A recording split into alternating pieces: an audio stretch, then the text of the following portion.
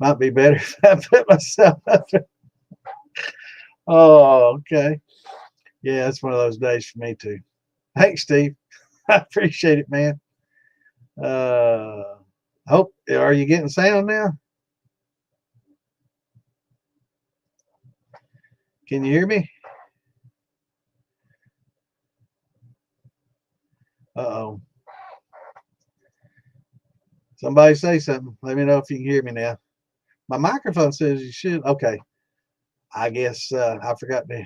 I went live, but I forgot to hit the button, put me up on stage. What's going on, Brian?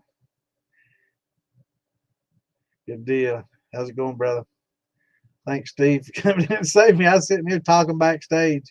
I forgot to put myself on stage one of those days. Anyway, I was talking backstage with myself about wine. This, I guess, we talked about this session was going to be about making wines and brandy, but first I want to talk about the difference in making wine and in making a brandy. When you're making a wine for a wine, you will be much more sterile in your approach as to all the objects that you use, the fermenter, everything has to be really sterile. I know that's kind of lost in the moonshine world, and for good reason. It's there's really not a lot of call for a lot of sterility in something that you're going to be boiling off, right? You're boiling alcohol, literally. So most issues and most problems get taken care of in the boiling off part. So any bacteria or bad organisms in there, for the most part, are taken out. There's a few that can survive it, but fortunately, those don't arise much, in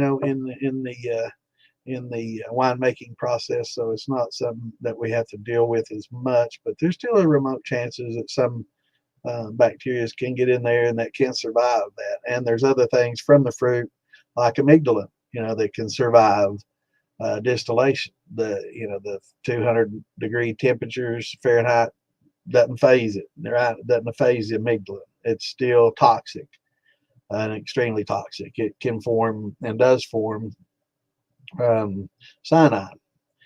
Uh, so that's something that we have to be careful for with in our fruit and our preparation for the wine. But for the most part, wine is different in that it's going to be aged for a long period of time. And peach candy, awesome. So you're going to do an infusion with your candy. So anyway, the wine that we have to make for making a wine has to be a lot more sterile, and that's why we use airlocks. It's lost on a lot of moonshiners and distillers. Most use huge, open fermenters. I'm just going to go with the typical distillery, right? They're doing grains. They have a big, huge 1,000-gallon or 2,000, 5,000, whatever gallon vat that they're cooking the mash in, and they're letting everything ferment in, and they're open. For the first part, most of the distilleries have they're pretty much indoor. The air that's inside is filtered. You got air conditioning and air systems like that that's filtering air, and you don't have to deal. Most of the distilleries I've been to, do y'all see fruit flies flying around in any of them? I've never seen any in any of the distilleries I've been in. So they try to keep it free of fruit flies. But even given that, one fruit fly with acetobacters on its body that it gets from crawling around on a piece of fruit, it's a natural thing. It's just a natural bacteria. It's acetobacter that makes acetic acid that makes a lot of wine turn to vinegar. So in a big vat that's going to be fermenting for 4 or 5 days, which is a typical ferment for a grain in a distillery, boom, and they're ready to run. So any kind of acetobacter in there does not have time to multiply or do anything. It's gone. It's boiled. It's lost. That will do nature that. So it's not a problem with brandies. Depending on the distillery, most distilleries, I guess still open ferment some of their brandies and stuff. But again, it's a couple of weeks. They secondary ferment maybe, a couple more just for settling and clarity, and then pump that wine into the boiler and boil it and make the brandy. So yeah, I get the fruit flies too. What's going on, Clint? Good to see you, brother. Missed you Saturday. What was going on in Clint's world? Have a little date? Or... I'm just kidding, brother. You have to tell me. You're tardy. How the hell do I have two open drinks right now? Oh, that was. Damn, drinking so fast and so much, I keep two open at once. But so they're going to run the brandy within a month, and again, big vats of fruit and brandy and stuff. So it's not something that most will airlock. Some will. Some go with the little closed stainless fermenters and have airlocks built into them. Probably a good practice if you're going to get some time on that before you distill it. But again, a lot of time we're talking about a month, maybe two, and it's going on a little bit. So, and again, thousands of gallons, a couple of fruit flies, introducing a little bit of acetobacters, again, is not going to be as big an issue. The reason that we use the airlocks, of course, is to two things. It keeps the critters out, bugs, especially the fruit flies with the acetobacters all over them. And it also helps trap CO2 inside the fermenter. And again, the CO2 creates an atmosphere that's not conducive for bacterial growth. See, bacterial growth usually requires moisture, warmth, and oxygen. And if you keep it cool enough, if you keep it low enough acidity levels, and you keep as much oxygen out as you can out, you're going to reduce the amount of bacteria that. Damn them Uber drivers, man! You got her number? So, yeah, you made me forget where in the hell I was, man. Got me thinking about something entirely different. But so they use the airlocks to keep these, to keep oxygen out, and oxygen is one of the key things that are required for bacterial growth. So if you keep acid levels low where it's pretty acidic, and you keep the moisture, of course it's going to be moist because it's a must, or so you got to keep the temperature regulated kind of low. That's why they use the wine yeast are kind of geared towards lower temperatures. That helps reduce the bacterial growth. So they've selectively bred these yeast over years and years and years and years to prefer lower temperatures for that reason. And it just makes for a better wine. Really, the slower the ferment, you'll find, regardless of what yeast you use, usually the slower the ferment, the better the flavor, and the better the wine or beer will be.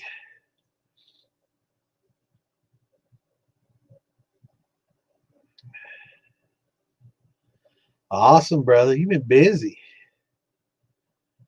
Damn, Phil's been busy. Man, 90-gallon brandy. Apples. Everybody's doing apples now. I got several people doing bunches of apples. I need to get out there and get me some apples too. I've been fooling with watermelon. So anyway, in making a wine, there's certain things that you want to do in preparing your fruit. Hey, you got to look at your fruit, what type of fruit it is, where it's coming from.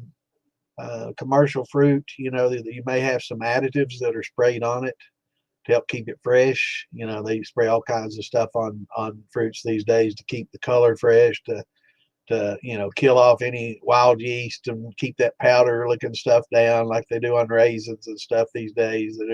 They're spraying a lot of our foods with things that hi Tammy, that are conductive to keeping the fruit longer, so they save money, but might not be the best for us, right? So if you're getting, wild, I should say, wild fruit from, people who have the trees or something directly that's not being processed or something like that, you're probably a lot better off. But, we get what we can get. Making brandies is expensive. It's fruit's expensive. Go figure. Something that grows on a tree that can be mass produced is expensive as hell, but you can still get a Happy Meal, for cheap. And I don't know. Processed food you'd think would cost a lot more than something that can grow on a tree, but not in this world.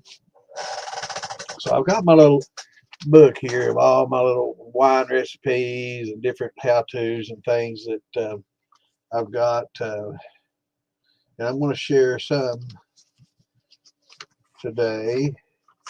A white wine recipe would be pretty good one. That's a good one. That's what I make my sweet heat with, and my grappa.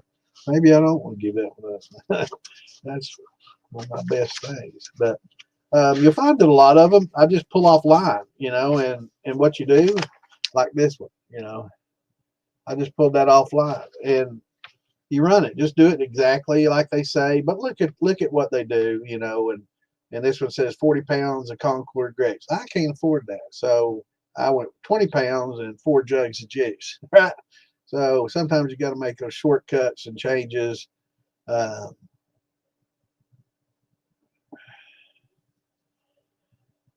22 pounds I used created 7 gallons of juice. So that's pretty good to remember, as far as grapes go.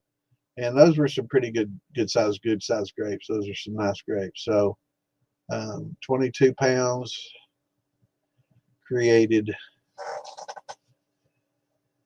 Wait a minute. No. I'm sorry. That's 22 pounds of grapes, 7 gallons of juice, 10 pounds. Okay. That was a different.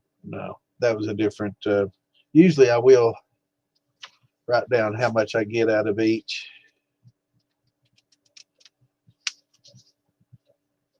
So I'll have to look through my notes sometime, and there needs to be a conversion chart. I need to write down my watermelon, but there needs to be a conversion chart like apples. 20 some pounds of apples is a gallon of juice, right? 20 to 22 pounds of apples makes 1 gallon of juice. Once it's all pectic enzyme pressed and everything, get about a gallon of juice. Now, that's going to vary depending on the apple. Some are much juicier, more water content than others. Others are kind of dry. So yeah, I've got 3 different ones. I've got 3 different watermelon mashes going right now. I was going to try to run them all separate, but they're all so small. They're only like 8 gallons each. So I probably will combine the 2 best ones, what I think are the 2 best, and run those together. I was going to try to run each individual one because I got like the big green watermelon, seedless, the round ones, big round ones. And then I got one of the round ones that's the lime green and darker green striped like a normal watermelon. And then I did the long seeded watermelons, And the big round ones, they'll get about a gallon of juice each. The big long ones with the seeds, you get about a gallon and a gallon and a quarter to a gallon and a half each out of those. So, knowing that kind of stuff, kind of helps, prepare how much fruit am I going to need to, get X amount of gallons of fruit juice. Because it's best to, if you're making wine, you don't want to use a lot of water.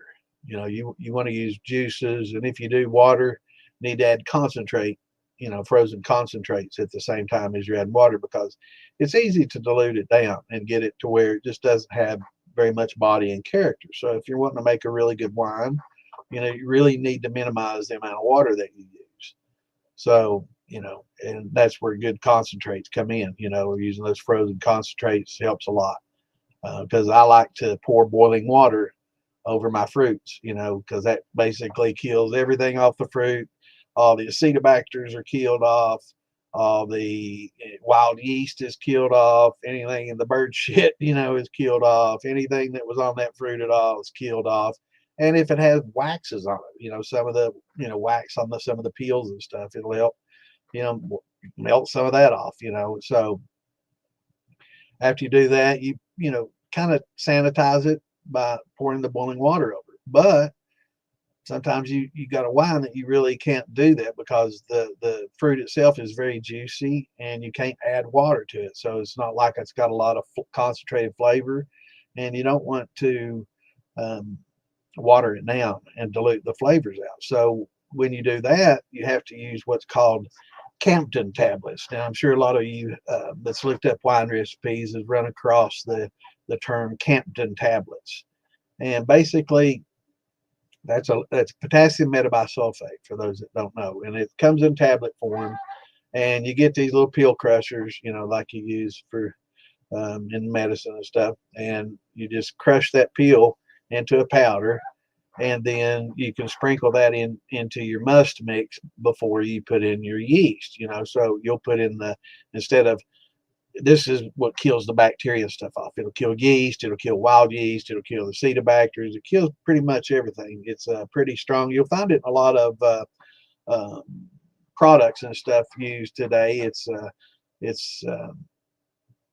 used to keep things preserved. You know, it's a preservative, and it's used to kill a lot of bacteria and stuff off in a lot of different products. And so you'll look on the label, and sometimes you'll see potassium metabisulfate. You'll see it on every grape juice just about that you buy, unless it's 100%. And that's one thing we'll talk about too, is when you do decide to use juices, look at that label. If it says potassium metabisulfate, once you open that juice up, you need to put it in a bucket, aerate it extremely well, and let it sit for a couple of days, so all that potassium metabisulfate has time to, you know, air out, and it'll gas off.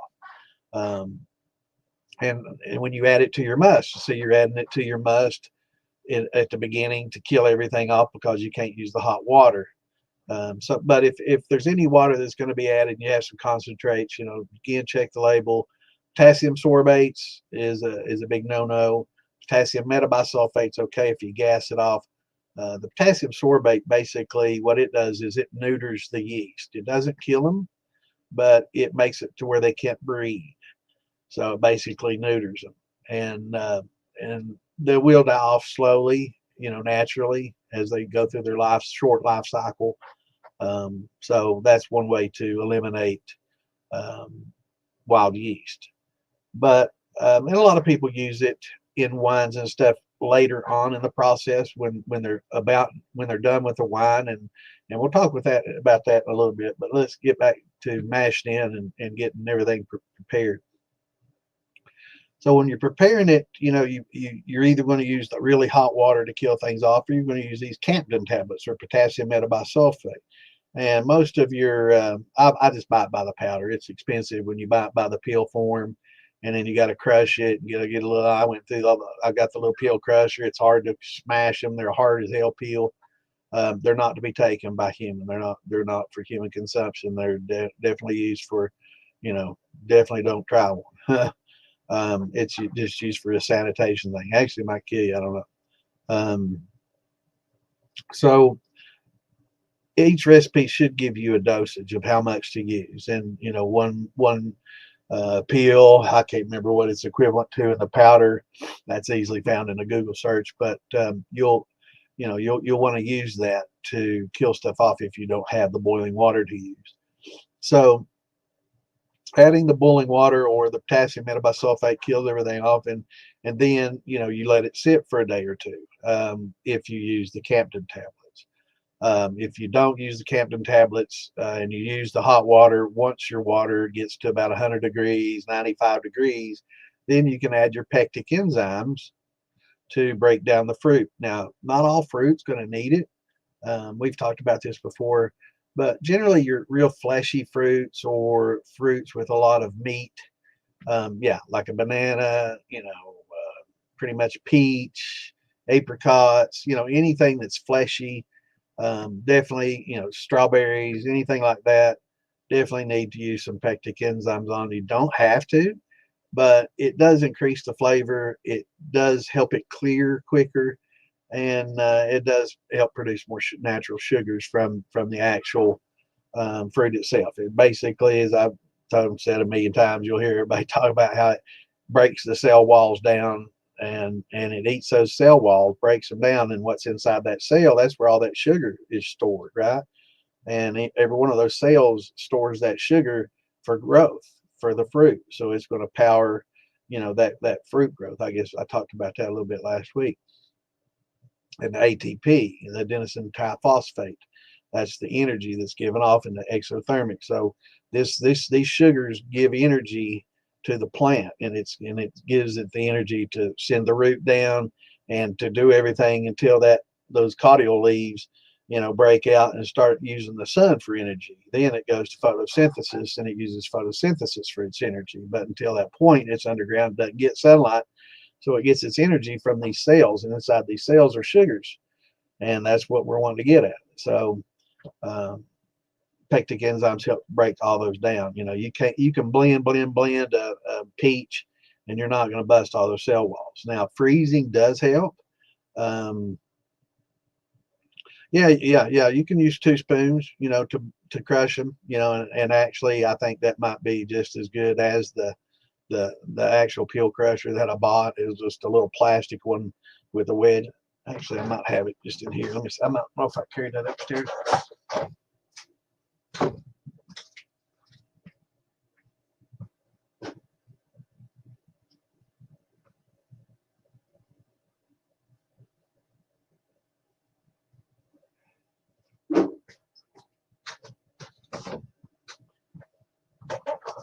Yeah.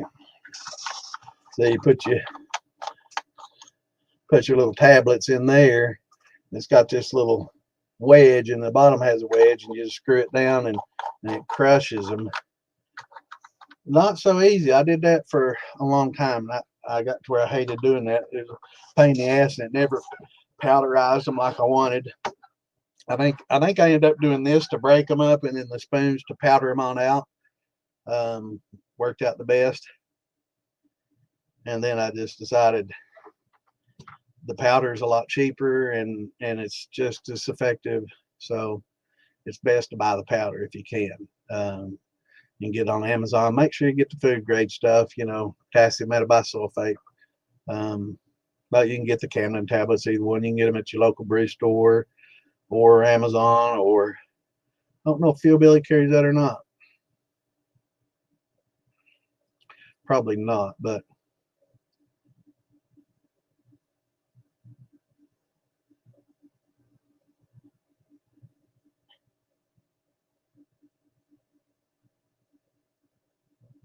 yeah, they're probably a little better quality, Stephen. So anyway, we're killing off the bacteria and stuff, and I'm hoping I'm not missing anything. Blushing monkey, strawberry apple.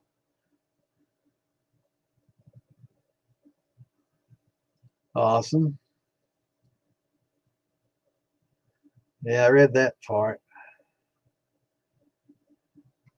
Sweet tea with grapes or apples.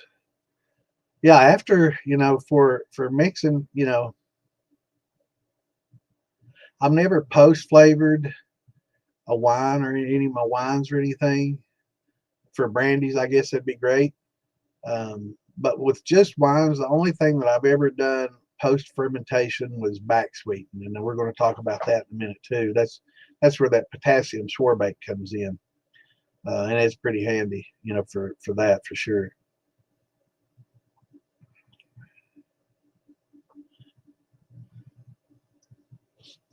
Be careful about answering.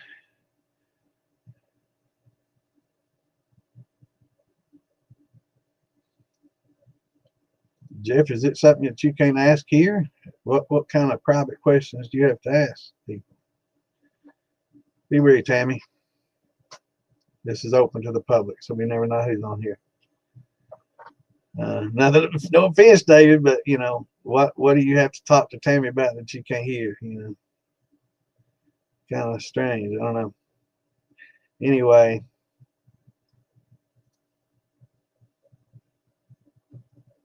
so we're going to break the fruit down. We're going to add our potassium metabisulfate, kill everything off. We're going to let it sit for a few days, right? In the meantime, we're going to check the pH. We're going to lower the pH to 5.3. Let's see what I got in this recipe here. This is 30 pounds of white table grapes. Should be around 3.5 gallons. So I did on this one 30 pounds of grapes will give you about 3.5 gallons. And in this, I added boiling water over the grapes and added the concentrate. And I also added a Campton tablet. And added the pectic enzymes on day 2. So, wait a minute. I didn't even share the link yet, man. Where in the hell am I today? Let me share the link out.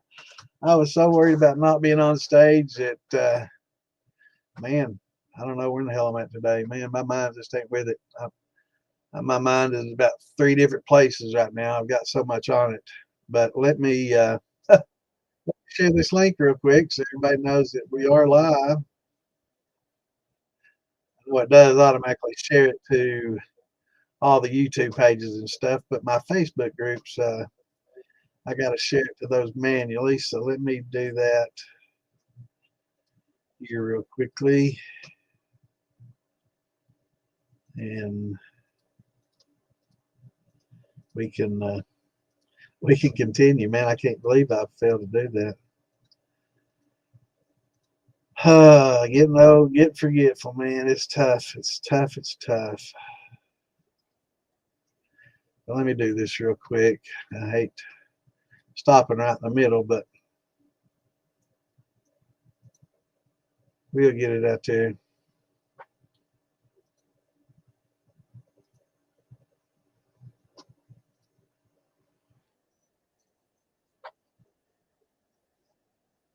All right, let's see here.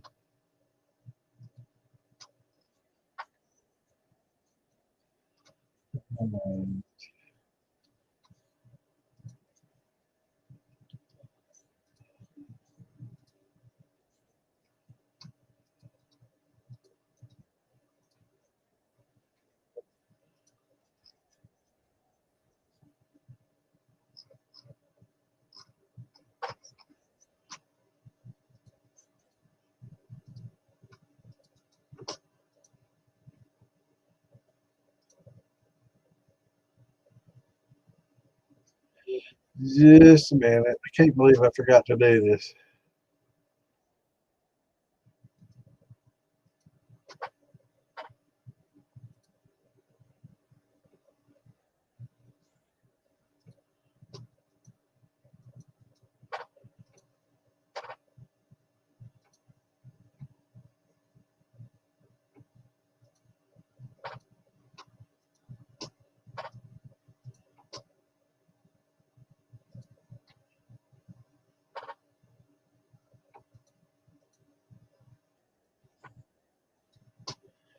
Just a minute.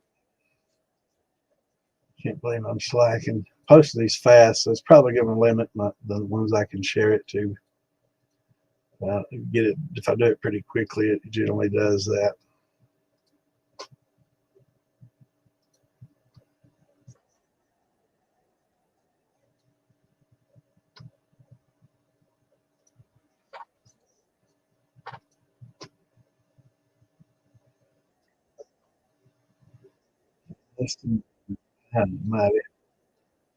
I can't believe I did that.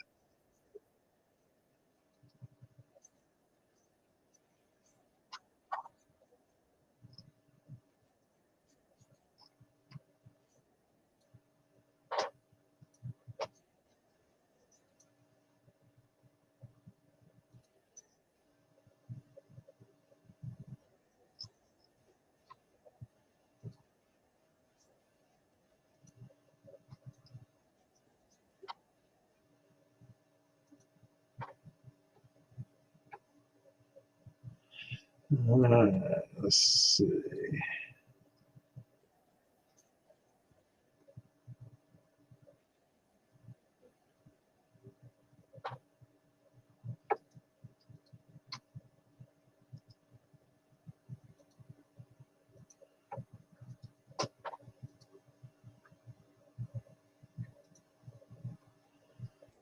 All right.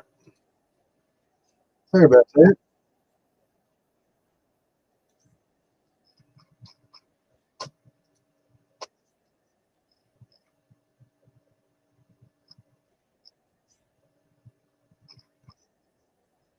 All right. Yeah, we're back. Sorry about that. What's going on, Mash Brothers? What's going on, Kimbo? What grape juice concentrate works great. Doesn't take it. I agree.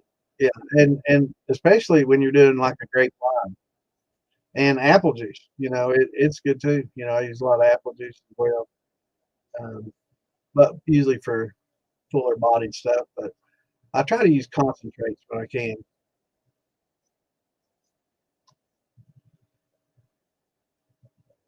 Yeah, I've never done any coconut.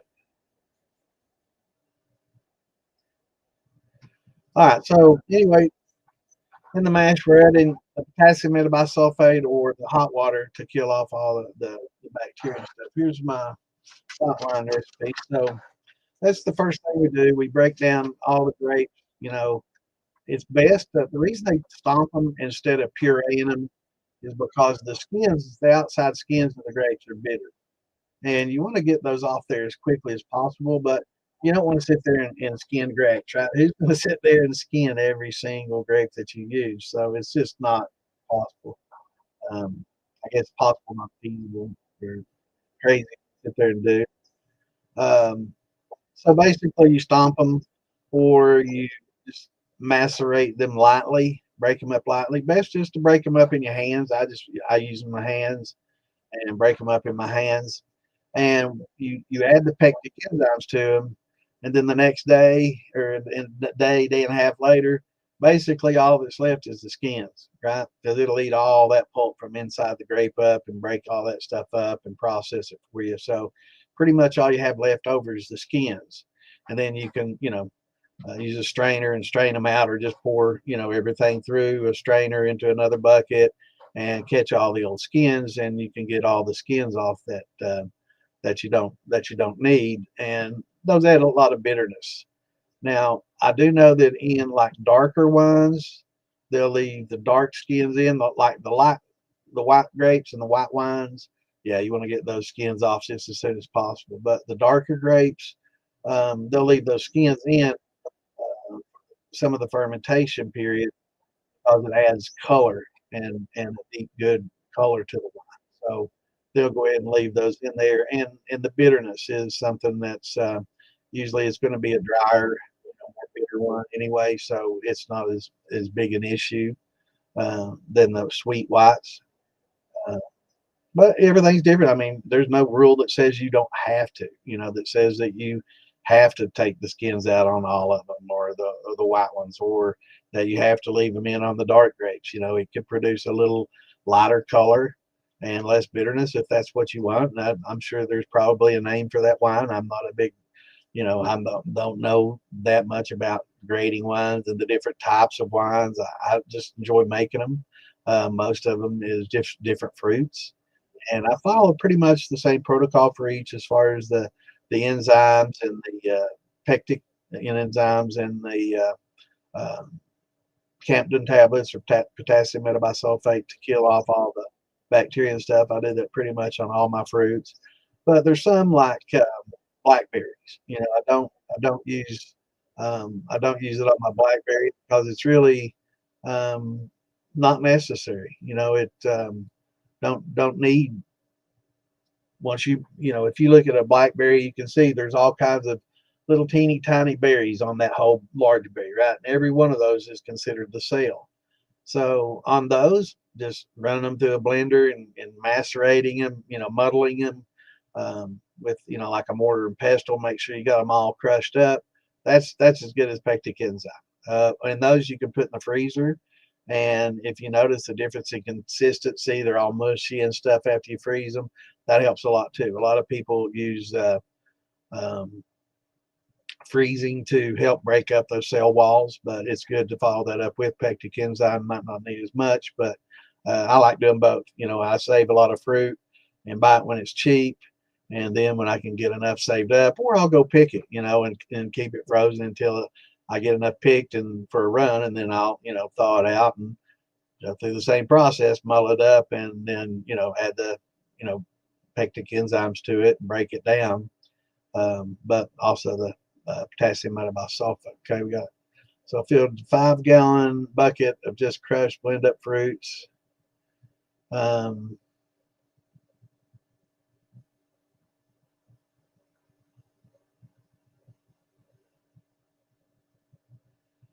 um, okay, so you got a 5-gallon bucket. How much fruit juice did you? I mean, this is all, it depends, and this is why you have a hydrometer. Should you add 25 pounds of sugar? Only person knows that is the hydrometer.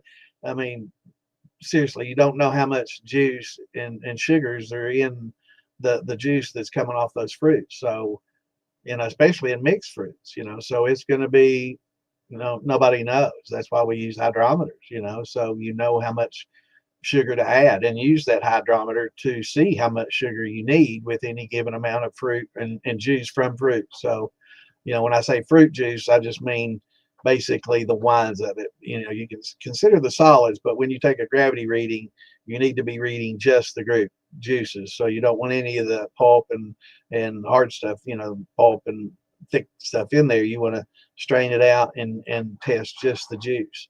So I would say no to the 5 gallons of water. I would, unless you're going to add enough um, frozen concentrates to offset that. And now, are you talking about to make a wine or a brandy? These are all things that you got to ask.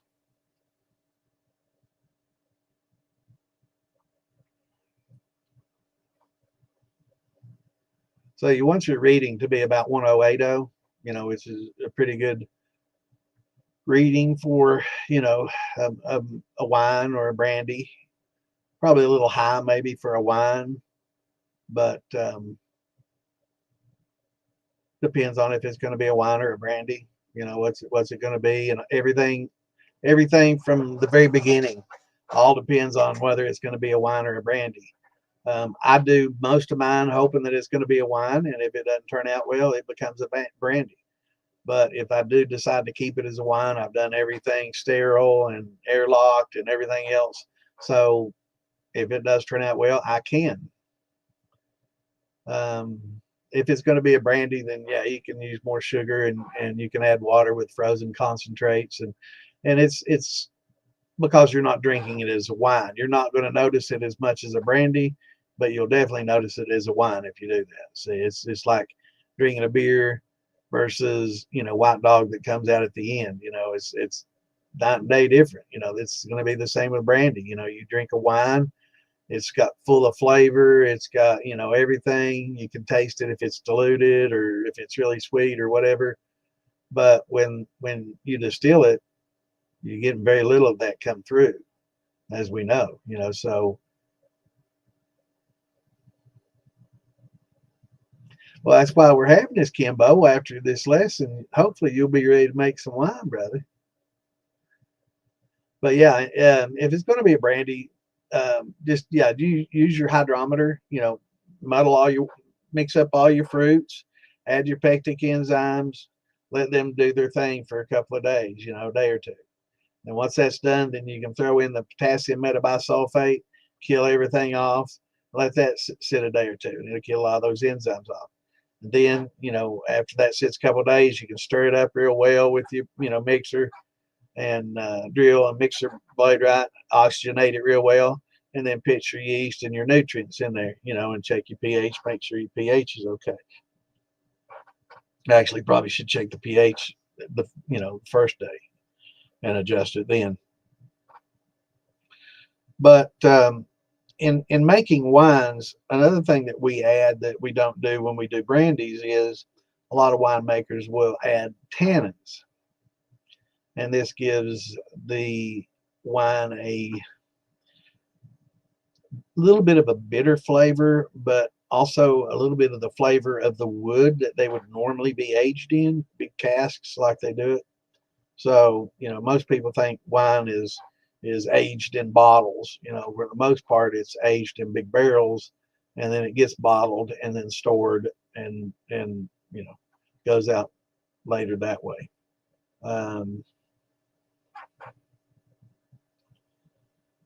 But after you do all that, then you want to add acid to it. When you check your pH, you want to lower your pH down to 5.3. You want to start at 5.3.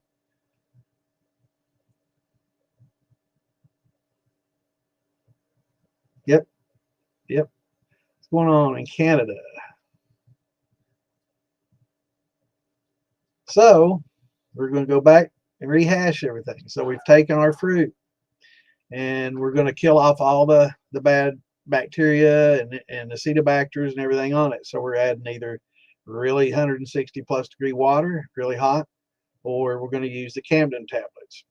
Now is a good time to check the pH of what you got, and if make it 5.3. Take the pH down to about 5.3 for doing aging the wines. And you can add your pectic enzymes and break down all the pectin in the fruit and everything.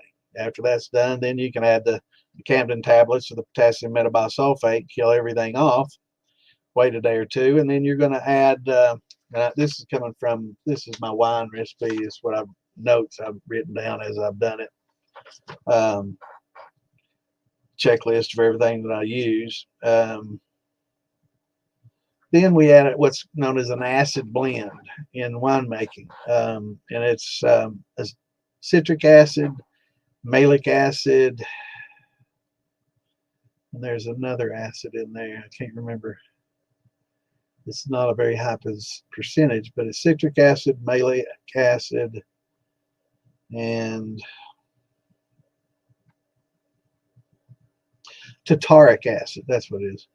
And you get that. It actually it's the same thing as cream, the tartar, but tartaric acid, malic acid, and citric acid in the acid blend that we get. And let me see. I think I got a little bag of that I can show y'all. So,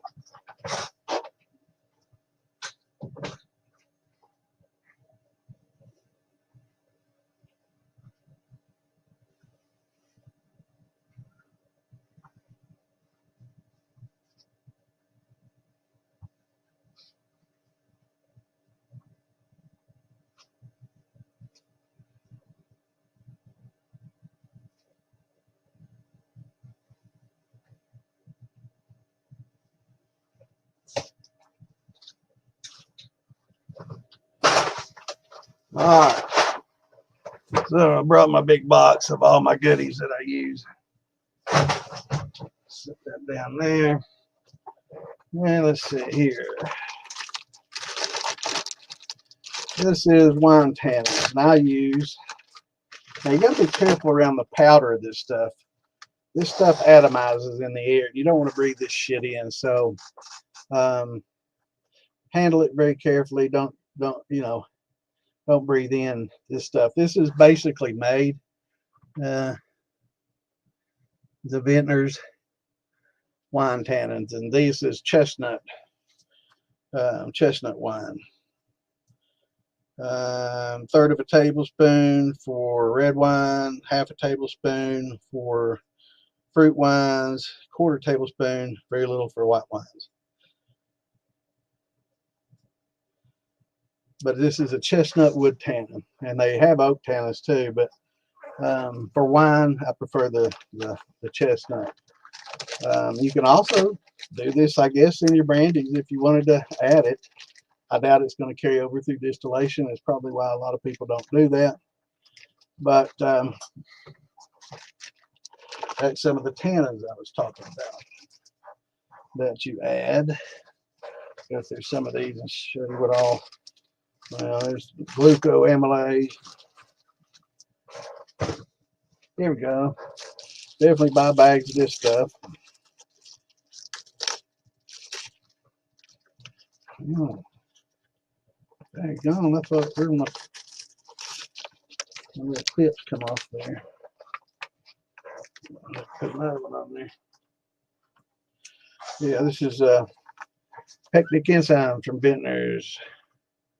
Definitely want to use that. And it's cheapest to buy these bigger bags. I mean, this stuff lasts forever.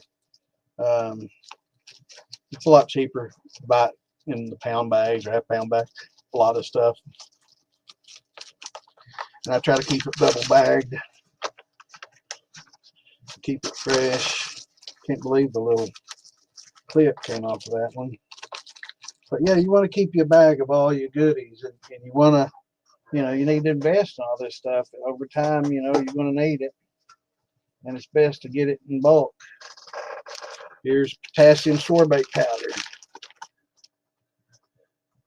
This is what we use to neuter the wine, or neuter the yeast so they don't reproduce when you want to back sweeten your wine. So we were talking about that earlier. But all this stuff's real important to get.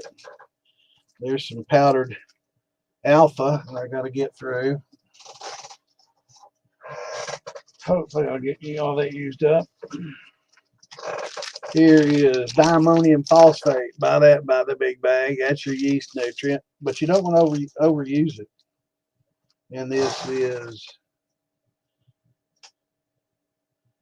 food grade. It's cheap to buy it in bulk. You add it up, it's a lot cheaper. What we got here? That's a big ass bag, whatever this is. Oh, this is the acid blend I was talking about. This is the BSG acid blend. Let's see if it tells me the three. Grape and granary acid blend. Strange, it doesn't tell me what acids are in it, but I know it's malic, citric, and tartaric acid.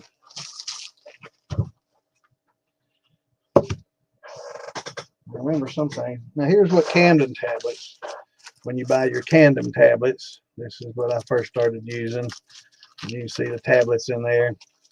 You just have to break those up, and let's see if it gives you the conversion. And that's just what here.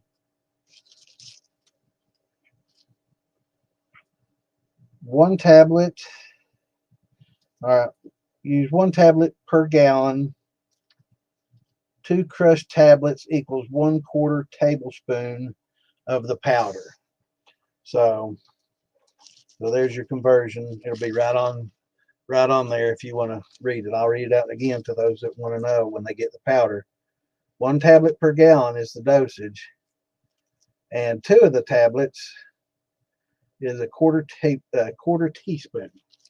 That's important to know, because you don't want to overdo these chemicals, because it will definitely impact your flavor if you do. Now here's gypsum.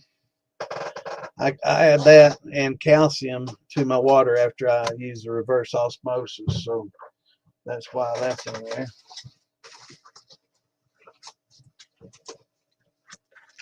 What's in here?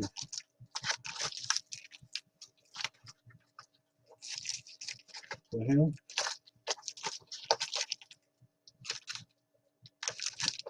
This glass, I don't know what half this shit is in it. God damn.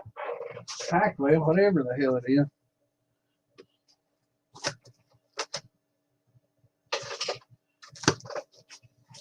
Now why in the hell would I wrap a damn spool? That's just a stainless spool. I don't know why that's wrapped so damn well, but that needs to go upstairs. Let's see. What we got here? Oh, this is glucoamylase. The powdered. I've got the liquid in the fridge. I keep it in the fridge, but I used to use all this powdered stuff. Now here's more of the acid blend got out of it. But yeah, citric, malic, and tartaric acid.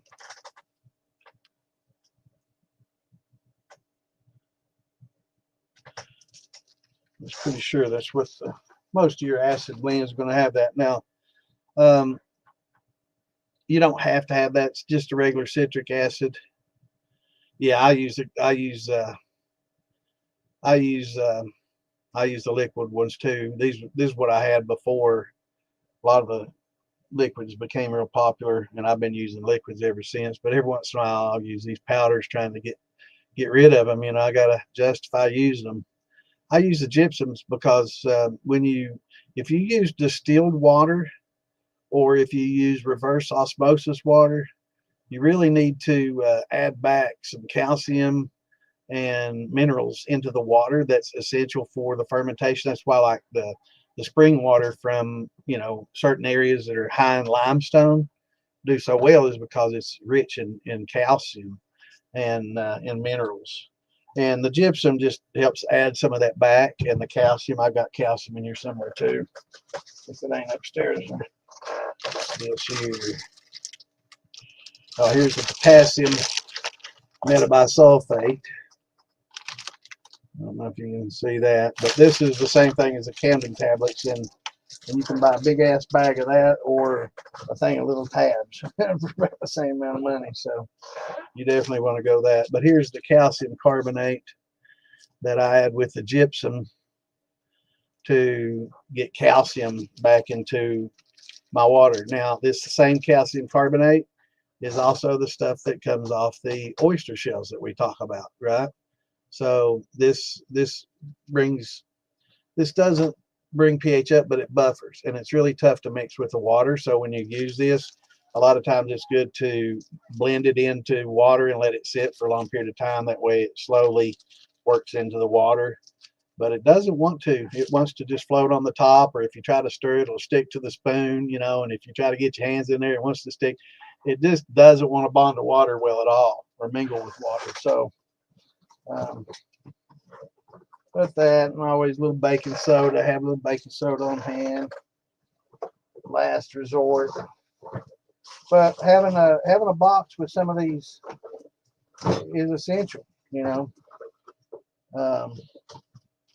and stirring and using stainless instead of wood spoons, because wood spoons have spores or pores that some of this bacteria and stuff can get inside of and grow.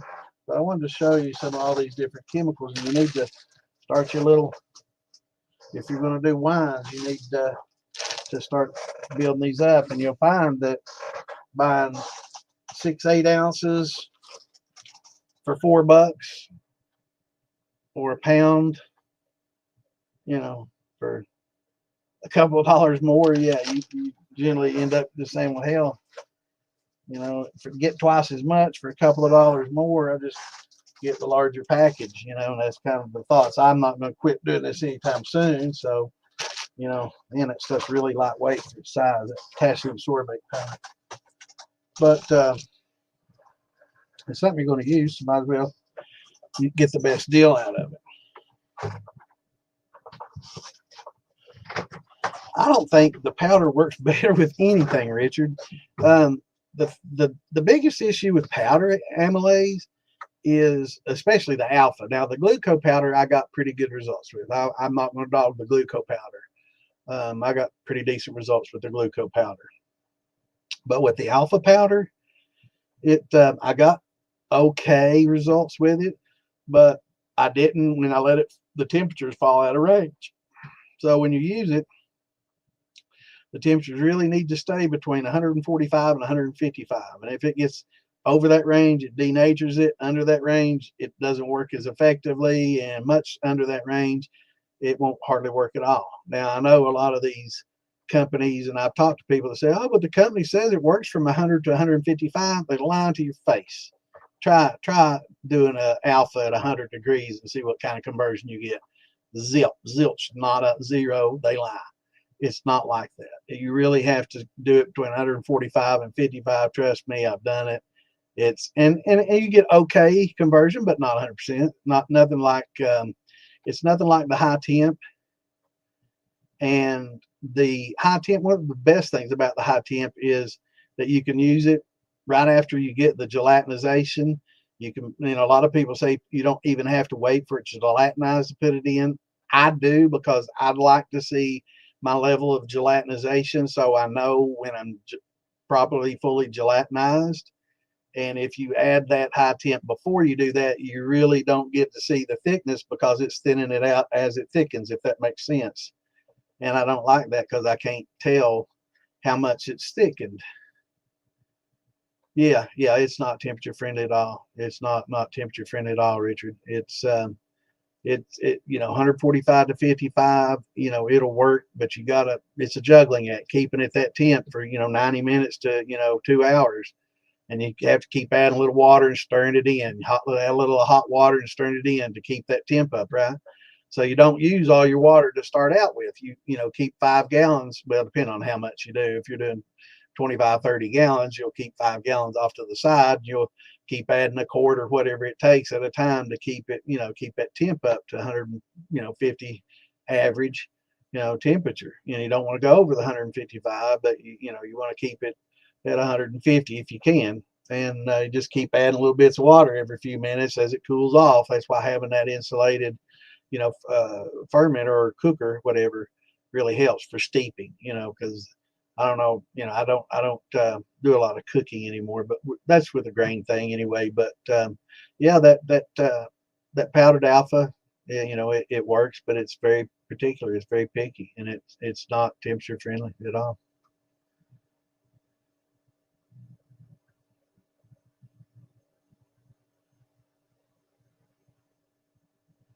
So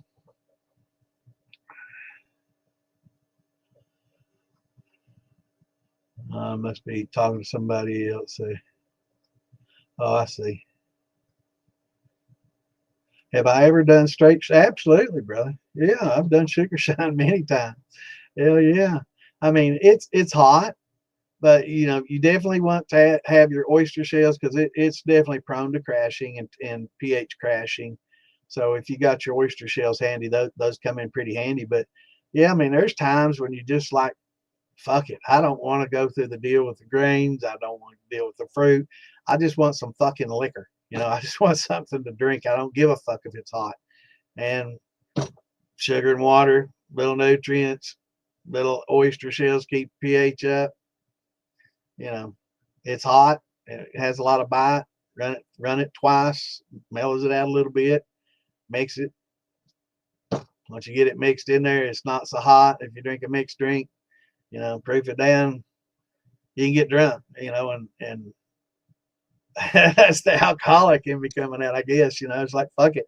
Sometimes you just, you don't want to do that, and it's either I'm going to go to the store and spend more than I should on an expensive bottle of bourbon, or I'm going to make some sugar shine, and when I was younger, it was sugar shine because I didn't have a lot of money, Now I got a little bit more money. I tend to prefer the bourbon instead of the old hot shine. I guess that's part of getting old, and that's one of the reasons why I like wine a lot more. I'm starting to get old. That hard stuff and drinking straight liquor. I like it straight. I don't like mixing it. So um, when you start getting old, it's a little harder on you. And those hangovers hurt worse than they used to, and they last longer. So um, absolutely, Firmo is probably, if you're ever going to just use one. I would say Firmo is probably the best one. I just use DAP. Um, I'm not real picky about urea. I don't have a problem with urea. A lot of people, they read about the urea and they have big hang-ups about it. But for me, I know that it has very little in it. It comes from a fruit grade source, and it's just part of the process. But I know Fermate O doesn't have it in it, and a lot of people prefer that for that reason. Um, but yeah, absolutely. And something I found out recently that I didn't know was a lot of winemakers, brandy makers will use different nutrients, Fermos for some things, Fermax for some things, and different nutrient. What's the word I'm looking for? Different concentrates of nutrients um, for each different wine they're making, or brandy, or whatever. Um, yeah, it's probably got some of the calcium carbonate in it. It's hard to say what it's. A lot of these nutrients, there's not a lot of nutrients in it. They're concentrated as hell. So a lot of times they'll mix it with dextrose. Um, let me see if mine says it on it. I don't think it does, but I know for a fact that, yeah, I know for a fact that if you look, I guarantee you, I guarantee you, there's dextrose in there. Let's go ahead and Google it. I'm Googling just to see what it says about it, because I've already read it before. I already know the answer. But there is dextrose in your nutrients.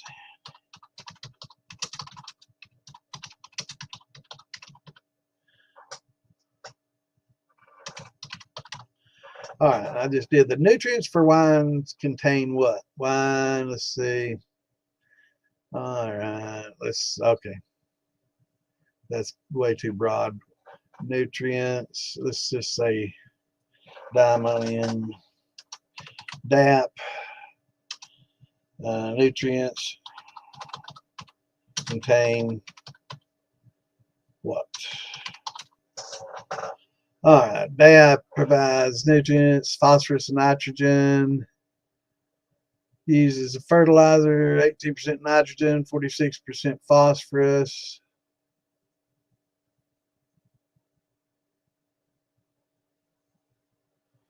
And I guess the rest is, yeah, I guess the rest is the dextrose. So that's 46 and 18, that's 50, around 60%. It's got about 30% of dextrose in there that just busts it out. And I think DAP is probably a lot higher than some of the other ones. But yeah, they put a lot of the dextrose in there just to fill it out.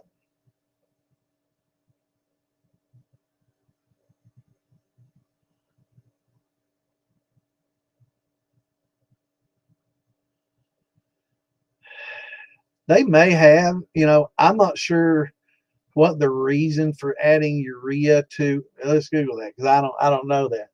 I don't know everything. People start to make fun of me because I Google shit, and I'm like, I don't profess to know it all, and I don't mind Googling shit. If I don't know, I'm going to Google it because I want to know, because I have an inquiring mind. And some people are just bitter and like casting stones.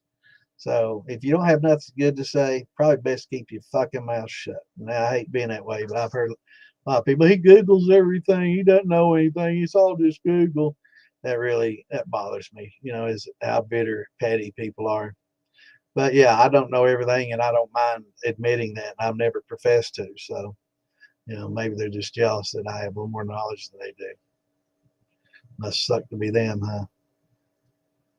Why do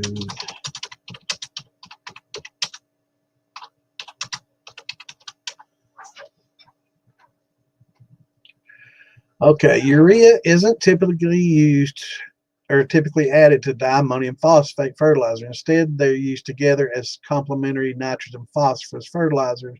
I'll say, okay, so a lot of them don't have it, but when it's used, a lot of times, maybe that's where I got that from.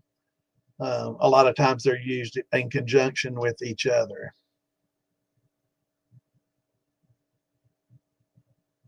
So I guess most DAPs aren't going to have it.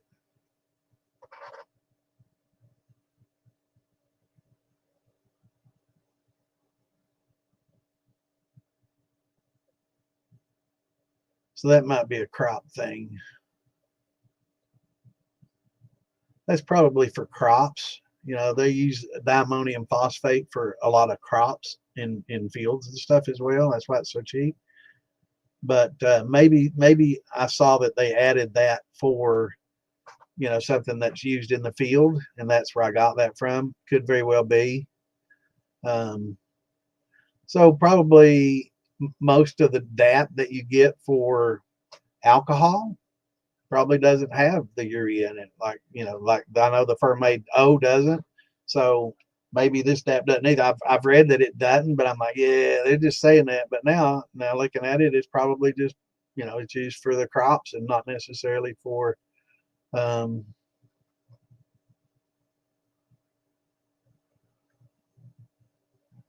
So I don't think that they're using the urea in that.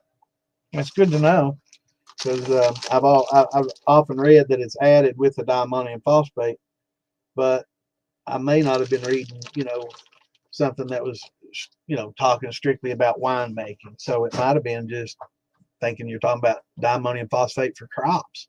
So it's used in crops a lot. So that's good to know. Yeah.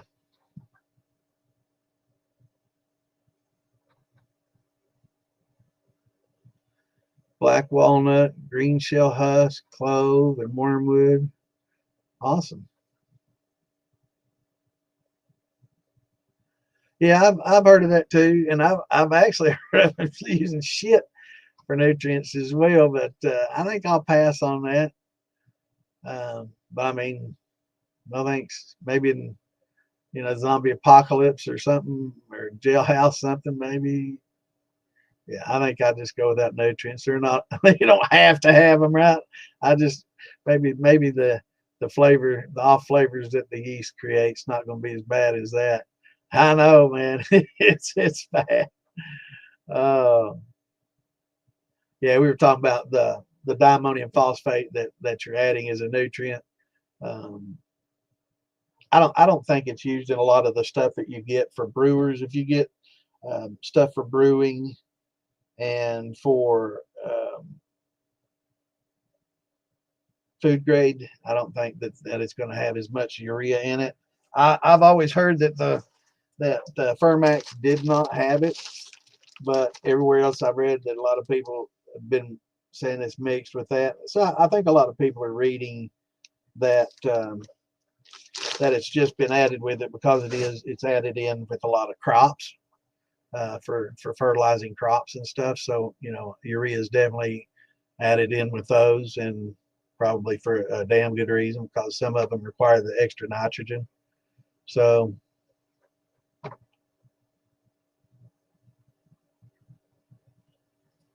yeah. Haters gonna hate. That's. But it's one thing for people to say it, but to actually come on the podcast and say that shit, that's an extra level of balls right there. In my face like that. That really pissed me off when both of those people did that, and I know both of them. So yeah, it sucks. So anytime I Google now, I make sure that I announce that I'm Googling, so they don't think that I Google everything. I shouldn't be that way. I shouldn't let them get to me, but it really pisses me off, and it's just them trying to take a stab at me because I don't know, either they don't like me or they're jealous of me, and either way, I really don't care. I wasn't. I'm not one of those that try to make everybody love me and like me. Take me for what I am or leave me, whatever. I don't. I just try to be me. Yeah, I've talked to several people, and that's stage 4 and trying alternative things. And some people have tried some alternative things and beat it. I'm not going to get on in all that because I'm not a doctor and I don't profess to know anything about all that stuff. And I'm not going to, say you should try this because, I don't want somebody to try something thinking it's going to help and it ends up making things worse or something like that. So, um, yeah, I'm the same, Clint. I'm learning every day. I'm learning every show. I learn as we learn. I share what I know, and that's what I'm here for. Try to make it safe for everybody and an enjoyable hobby. And some people just can't deal with that. They can't accept the fact that I enjoy getting on here and trying to help people. What the fuck are they doing? Hating. That's all they're doing. They're sitting at home bitter with a big frown on their face, hating. And I hope they're watching it now. If you are, fuck you, right? So back to the point. So we're where are we at now? We've crushed the fruit. Hell, where are we at here? We're getting sidetracked. Let me go through all these questions and stuff.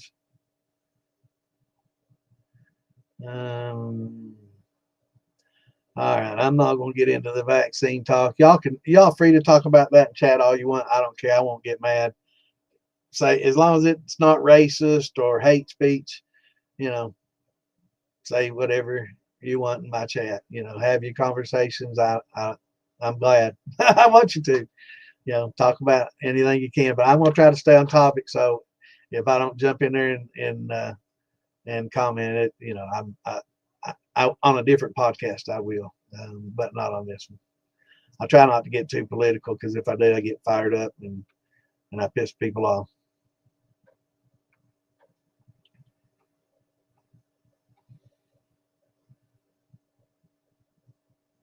Yeah, yeah. Well, a lot of times it's mixed with diammonium phosphate for use in crops. And I think when people hear, oh, you're using diammonium phosphate in your wine, it's got urine in it, right? And I guess, I've read that somewhere too, and maybe I thought there might be some truth to it, but I don't, everything I've read since then, I know Fermade and Fermo doesn't have it, and I've read that Fermax doesn't, and then I heard somebody say it did, but that was on a distiller org type deal, and that's kind of like Reddit. You can't take anything that they say on there for a fact, because anybody can get on there and say anything they want, and it's just a bunch of disinformation. And there's a few very well informed people on there, and once you look at the site, you'll know who to listen to. But there's so much, I'd say, on that site, 75-80% disinformation and 20% good information. It's just, but there are some very knowledgeable people on there. I'm not going to knock the whole site just for that. But anybody can say anything they want to and make comments, and they just don't know what they're talking about. Just a perfect example. Now, I'm not trying to get political here, but somebody was talking about, I read an article about and this is typical for today, and I'm not intentionally picking on one party or the other, because both do it, but there was a comment about, I guess Trump had they were meeting for a grand jury selection to see if they were going to indict two different people for threatening to take our president's life. And they said that they weren't able to find cause to select a grand jury, or the grand jury wasn't selected because they didn't feel it didn't pass the muster, right? And somebody says, well, both attorneys are the ones that select the jurors on that, so it wouldn't be corrupt or anything like that. And of course, I read her Facebook profile, and she was a lefty, and instead of a righty, and she was speaking, had no idea, what she's talking about. Judges pick a grand jury, not the attorneys and all that. It's not like that. So a lot of times people make comments and act like they're an authority on things, and they have no idea what the fuck they're talking about. Just nothing. And they do the same thing on Reddit when it comes to distilling. They do it in our groups. They do it in Distiller Org, and just about everywhere you go, man. There's so much disinformation out there, and a lot of it's opinion and stuff that we deal with, and I can deal with differing opinions, no problem. But when it comes to facts, there's no opinion when it comes to facts. It's either right or wrong, and there are some right or wrong things in distilling, whether people like it or not. A lot of people like, oh, well, that's the way you do it. And it's the way it's supposed to be done, not opinion. Now you can, eliminate a lot of these things and still get a drip, but it's going to taste like shit. It's not, that's a fact. So there's certain things that do better, adding nutrients to, a fermentation that is nutrient deficient helps. Fact. Is it necessary 100%? No, it's not, because the yeast can just cannibalize each other, stress the fuck out, cause a lot of off flavors, create butyric acids that smell like vomit, and a lot of other things, and make your ferment taste and bad. And people run it, well, it didn't turn out like it usually does. Well, you didn't use your nutrients, so it's a mixed thing. When you start stressing yeast, you start dealing with a lot of problems. And on the converse, if you add too much nutrients, you can fuck up the flavor just the same. So,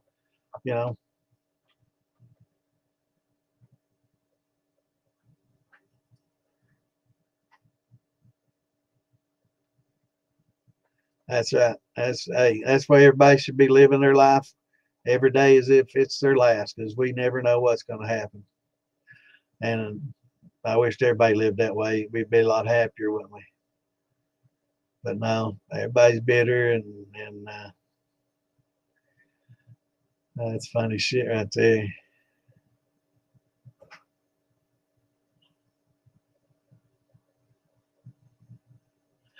Yeah, and a lot of times I'm not necessarily just verifying it.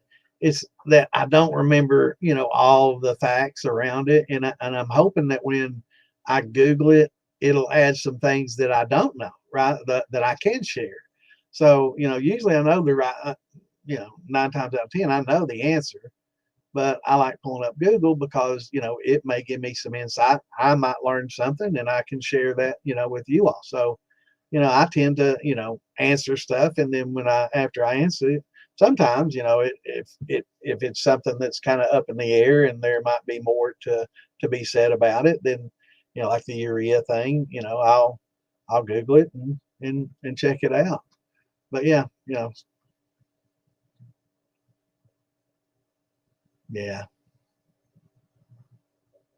right.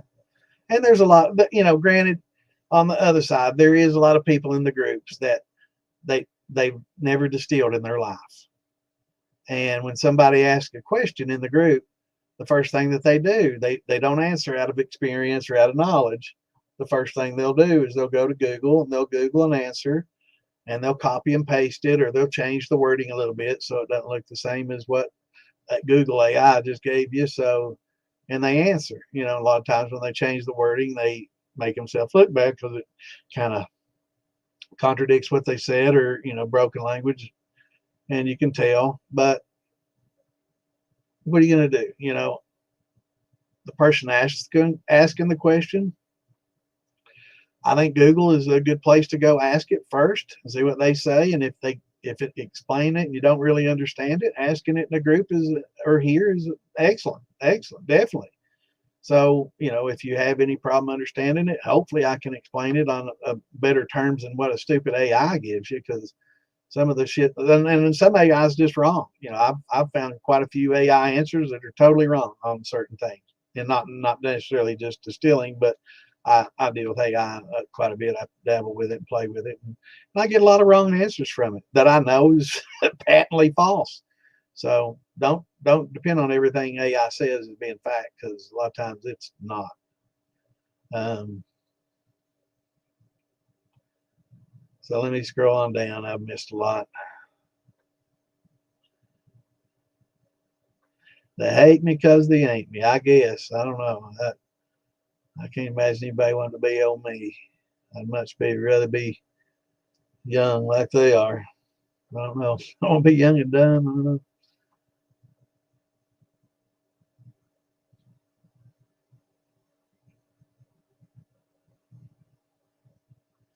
Evan Williams is excellent. I usually have a bottle sitting here, and I got my box sitting on everything now. Yeah, I usually keep a bottle of Evan. I've been drinking a little bit of this lately too, though. Man, that stuff's pretty damn good. That's why I have a weakness. Used to it'd be old sugar shine. Now I gotta go get that high end bourbon. Yes, even though until I can age some, I'm going to keep doing it.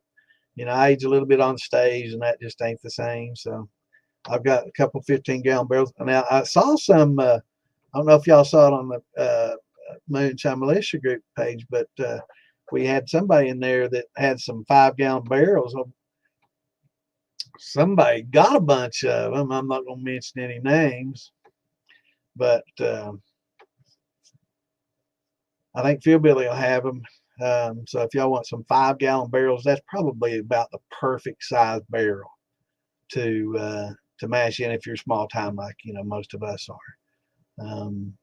15, it takes quite a bit of that's a lot of quart jars. 15 times 4, what's that? 60 quart jars. To fill up a 15-gallon barrel. But these fives should go pretty quickly. 15 probably take 6 months, 8 months to age in. 5 gallons, probably a couple months. So it's going to be a lot quicker, to age in that. Again, it's not going to be the same as aging in a big barrel over 8 or 9 years, or how many this is. I don't even think they put a year on this. I think it's blended. That's good shit though. But generally 7, 8 years for a lot of the finer bourbons and stuff. You can't really replace that, and a lot of people coming up with, ways to make the barometric pressure and temperature changes and make the moisture, the liquids inside the barrel move around and slosh and, oak quicker, and, trying to do different electrolysis things with wood in it and all these. I've seen them all. I've experimented, but nothing can really replace a barrel in time. So let me scroll on down to where we are. I hope I don't miss anything. Syrup wash, yeah, that's pretty much like a sugar wash or an agave, tequila wash. So what's going on, Scott? Hey, we're going all right, brother. I started the podcast, started backstage talking to myself, and then forgot to share it with everybody. So yeah, it's one of those days for me. I've got so much on my mind. Firing the bottle coming up.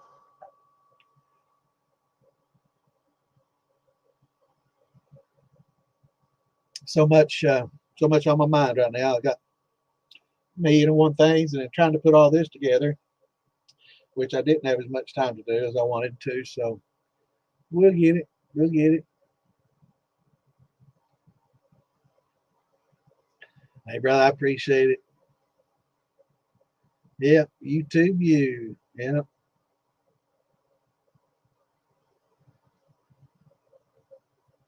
Hey, that ain't a mistake, man. That is not a mistake. 50-gallon wash. That's really the way you should do it. People that go to the trouble. Now follow me here.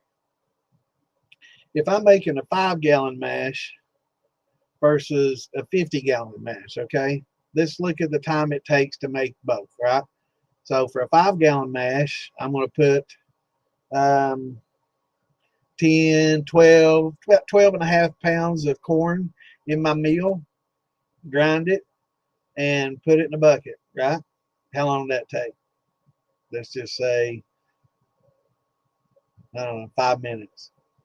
So for 5 times that, it's going to take 25 minutes. So 25 minutes difference in grinding your grain. Now, boiling water is where the huge difference comes in as far as time.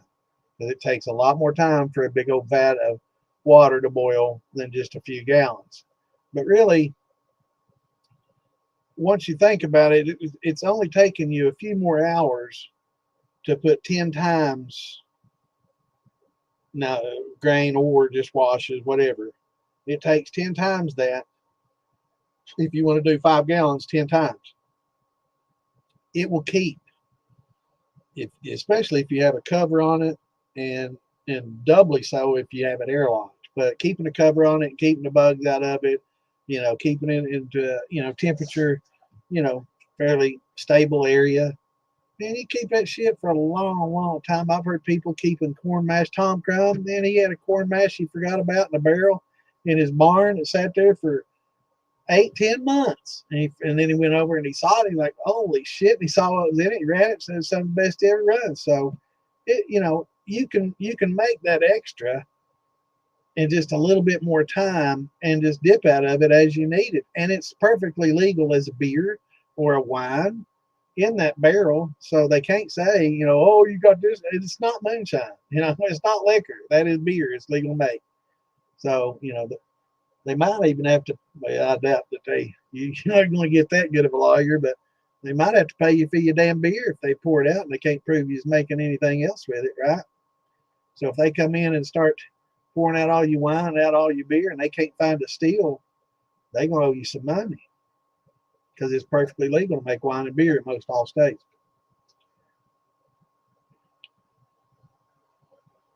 Yeah. Yeah, in the groups, you get a lot of people Googling, and as long as they're giving good answers, I don't mind it as much. And a lot of times I know that that's probably a person that doesn't have that much knowledge, but at least they have enough knowledge to seek knowledge, from somewhere that has better knowledge than just saying what they heard from somebody in another group that knows absolutely nothing about it and just trying to act like they're big shot, like they know something.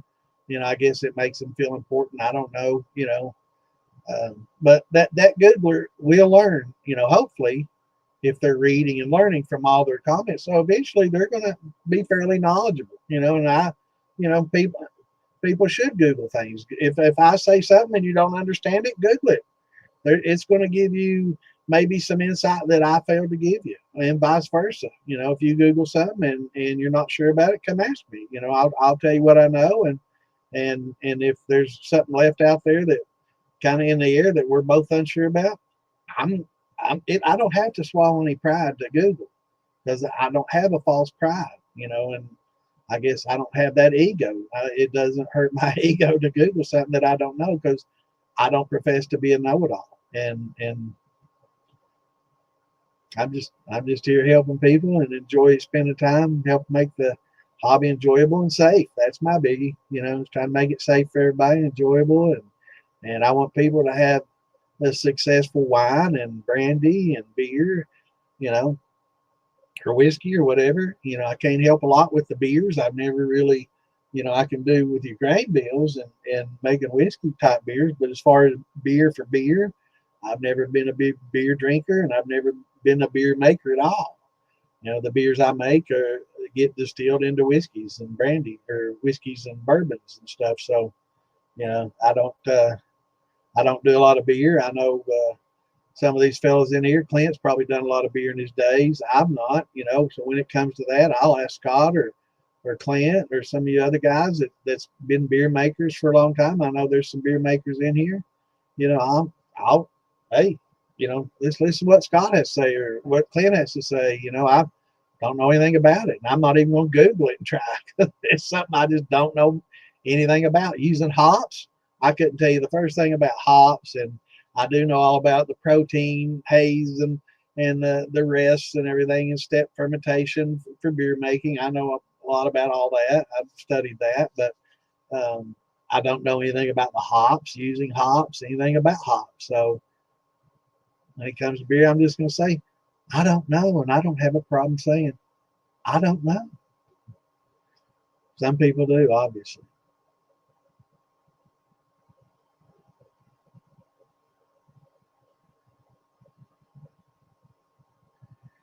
%, hard apple wine. Sounds awesome.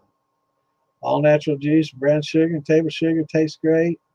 Slice apple pie. Absolutely, brother. It might, and then it might distill over, and all you can taste is a little bit of cinnamon and maybe a touch of apple. That's what most brandies are.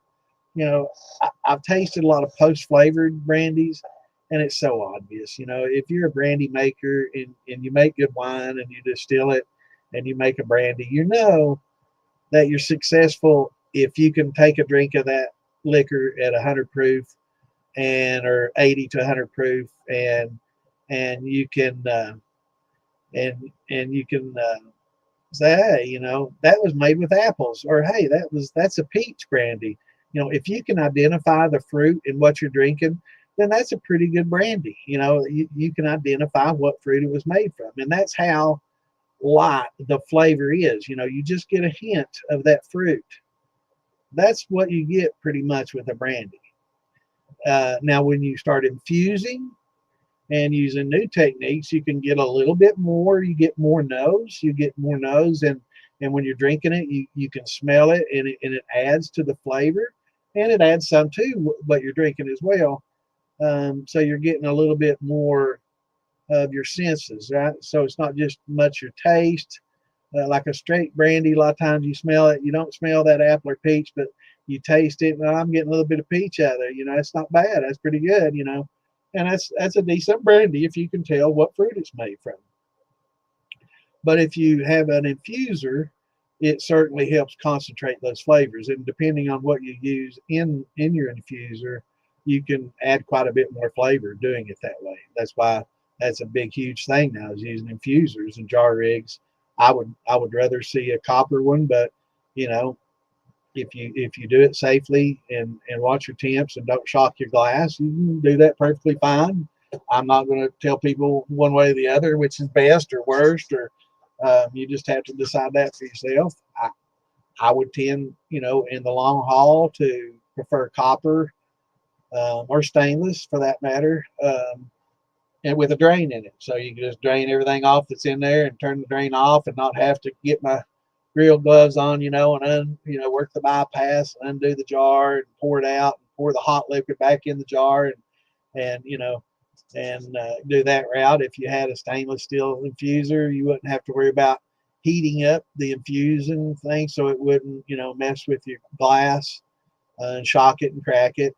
Or if you broke your glass right in the middle of infusing right in the middle of your hearts, and you just have to shut down or find another jar to fit it and all this, what if you like doing it that way, it's perfectly fine. I know there's a lot of jar rigs out there and they work just fine for everybody. I haven't heard of a lot of people breaking them, so that works great. But I would say, Stephen, if you distill that, you're going to lose a lot of that flavor. And if you like it the way it is, that's why I'm liking wines more. And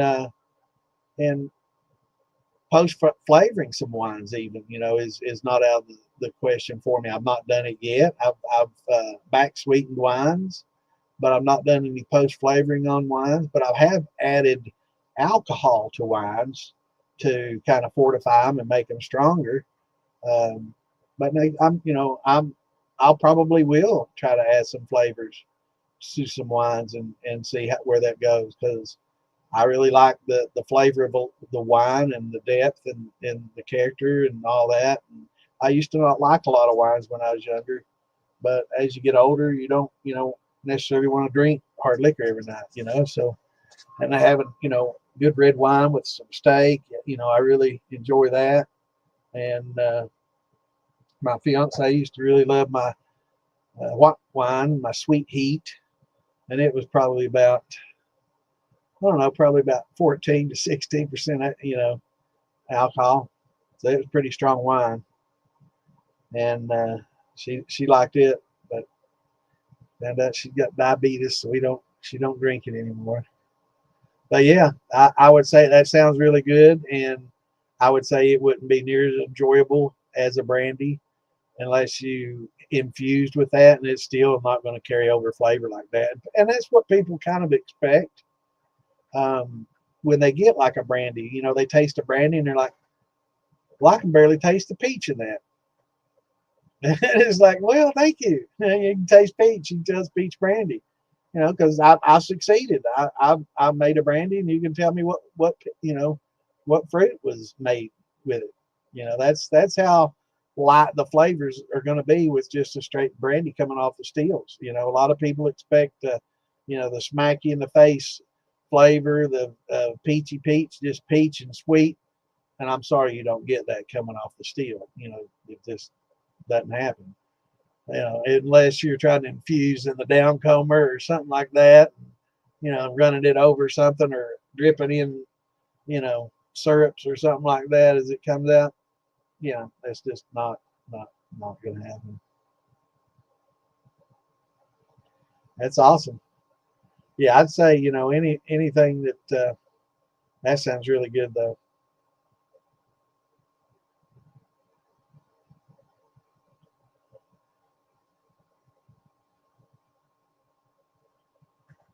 There's plenty of barrels, man, but the 5-gallon ones, Philbilly's got some fives. Get up with him, make a deal. Perfect size for us. It's that 15. It's going to take me a while. I've got to do some grains all fall, to build up enough to fill up a 15-gallon. That's a lot of 130 proof.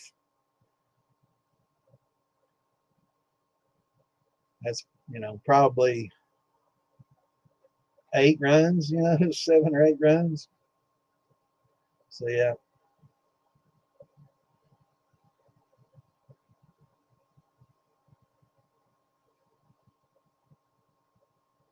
That's right.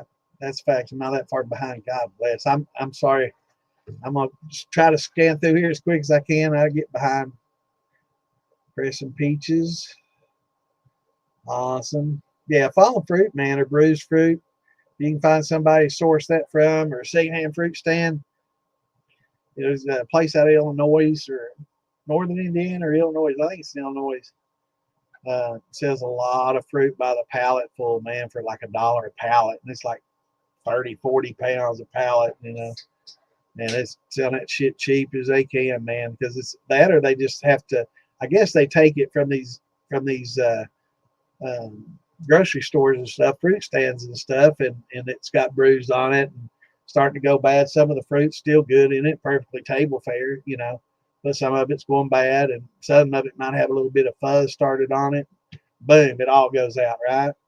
And well, you know, now you pour 160-degree water over that. Well, you want to wash your fruit, you know, before you put it in there. Of course, it's going to take a lot of that fuzz off, but you put that 160-degree water on there, that potassium metabisulfate, it's going to kill that fungus.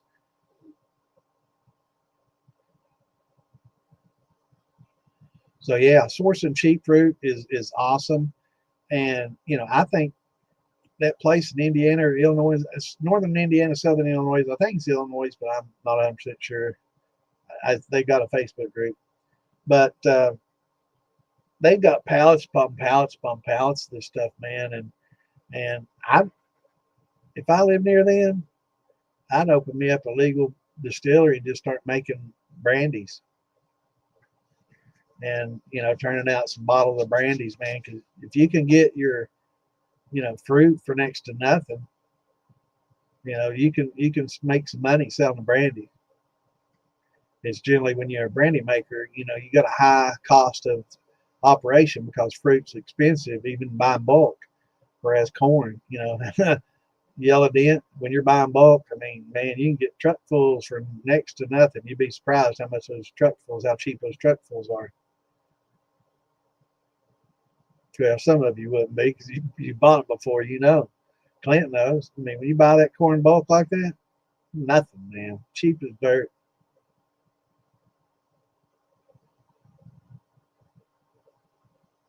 Yeah.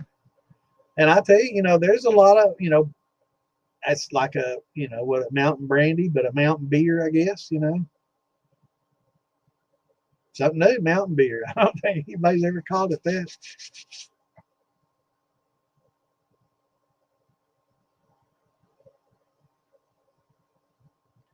And that's the way it's going to be. You know, it's a very delicate, light flavor. You know, and if somebody can tell you what fruit that's made from, then it's fairly successful. You know, if you didn't post any flavors or anything like that, and they can tell you what it's made from, then you made a decent brandy. And but the ones that you taste, and it tastes like you're drinking a can of peach syrup and a can of peaches, I'm sorry, but that's post flavoring. You know, you just don't get that, even with some of the infusion technology that we got. You don't get that. You know, I've tasted it before. I know. Awesome. Keep on keeping on, man. But yeah, the fruit gets expensive. Deer corn's corn, brother. You know what? They put deer corn on that bag so they can sell it a little bit more expensively than just regular yellow dent corn. It's regular yellow dent corn, and sometimes they'll put some mineral supplements in there and some salt tablets in there for the salt. And so be wary. You know, look at the ingredients that you're getting, but just regular yellow dent corn. Just go to Tractor Supply and just get the regular yellow dent. It's the same thing. A lot of times when they do put it in the deer corn bag, it's probably stuff that fell on the floor and they swept up. You know, well, somebody's not going to eat this. They're not going to take this deer corn home and grind it up and make muffins with it. So, you know, so a lot of times, you know, when it comes in that deer corn bag, it's not quite as good. You know, grade wise, it's all pretty much yellow dent corn. I know there's a lot of varieties of yellow dent, yellow corn, but it's pretty much just a yellow dent field corn. You know.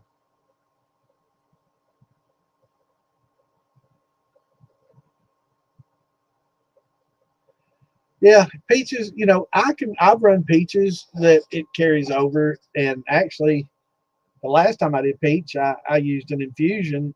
I don't know that it might have taken some actual flavor. I know that the infusion process took some of my peach flavors out, and the liquid that I was infusing with didn't carry the peach over. I usually use Tyranny or Monin, and I did the what's the name of that? I can't remember the name of it. Anyway, it's a different concentrate, and it didn't carry over. Olive Nation. It didn't carry over well at all. In fact, you could barely taste any peach, and was I think it was a sugar-free Olive Nation syrup, and the artificial sweetener was really a strange sweet. that carried over huge, and it wasn't bad. I mean, it was sweet and interesting tasting, and good. I liked it, but it just didn't have any peach at all. I mean, I could. Some people, like you said, they could take a little bit of peach in it. I couldn't. I didn't get any peach out of it at all, and I was very unhappy with it because every other peach I've done that I infused came out really peachy, and the ones that not peachy, not that strong, like some I've tasted, and some I use just straight off the pot. Now, if you come off the pot, no column, straight off, small cap, not a big, huge whiskey cap with reflux, and you're coming out at about 120 to 30 proof with that much water content, you can usually make a pretty good brandy that's got a lot of peach, peach flavor that carrying forward that you can taste. Without that, if it comes out 150, 60 proof, it's not going to have enough water in it to carry that peach flavor forward. So, if you're putting out higher proof, you need to basically force the system to produce lower proof. And you do that by taking out any kind of reflux, lessening the height and distance of pipes. If it's going up, you don't want it going up, you want it coming down. So there's a lot of things that you can do to take away reflux. Take that copper mesh out of the column. If you have copper mesh, a lot of things you can do to get that proof down, because you really want to keep your proof lower.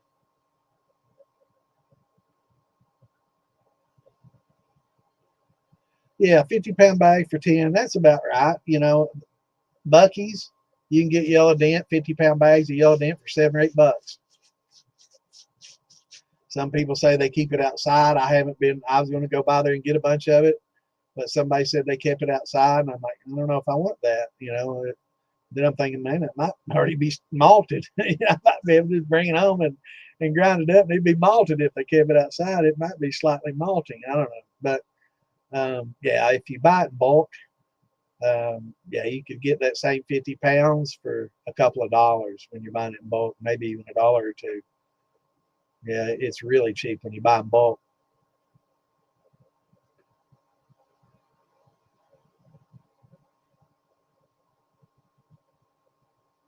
And that's really, Mikey Frayne, Mr. 5-gallon barrel buyer, he and I sat and went over sugar costs and how much it costs to buy, 10-pound bag of sugar, 50-pound bag of sugar, whatever, 60, 70 cents a pound, right? If you can get a good deal on it. A lot of times now, Domino's and stuff, 80 cents a pound. So you compare that to how much sugar you can get from corn for the price. You can get sugar out of corn a lot cheaper than you can buy sugar. And that's the reason that they use corn to make ethanol with, because they just can't afford to buy the sugar or the canes and roll it out, press it, and make the equivalent. So corn is the cheaper source of the sugars, needed to make it. Yeah, that's the way you do it. But just, you got a immersion blender or a blender, just blend those up. That way something doesn't get caught in your down comber or up or something like that.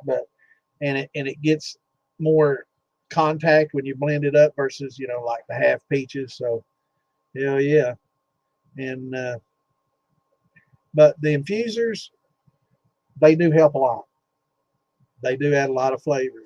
I use an inline infuser that I came up with years and years and years ago. I know Alan Bishop and Wayne, about the same time, they made their inline infusion system a little bit different than mine. It's but it same principle, does the same thing. It's an inline infusion, and as years ago, I remember old Wayne now. God damn it! Why I came up and did a video about my inline infuser like 2 weeks before they were going to do theirs. Oh, they wasn't happy. But we're all brothers. It's all fun.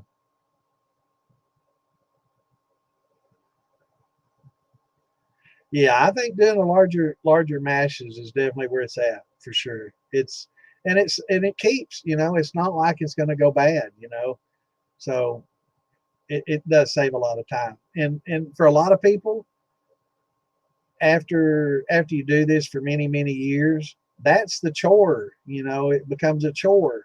Mashing in, heating all that shit up, grinding all that shit, goddamn stirring all that shit, adding these, waiting for the temperatures to cool, stirring, adding the goddamn, you know, it becomes a chore, you know, unless you love, you know, what you're doing. It becomes a work and a chore, and you'll find yourself doing less and less because of it. So if you can do a larger mash and just get it all done, you know, in a day, and that mash will last you for a month or two, you know, of runs, you've saved yourself a lot of time, trouble, and you know, you'll enjoy the hobby a lot more. You know, you'll be less likely to say, "Fuck, I'm just not going to do it this month. I don't feel good," or this week, I'm just not feeling good. You start getting my age, you start saying that a lot more often than you used to. You know, yeah, yeah. He's got, hey, he's got about everything, and you can get that Vintners, and it's pretty good flavor, but it's expensive stuff. And basically, it's just concentrated fruit and sugar. You know, you can dehydrate fruit, mix it with some sugar and water, and muddle it all together and make the same damn thing. You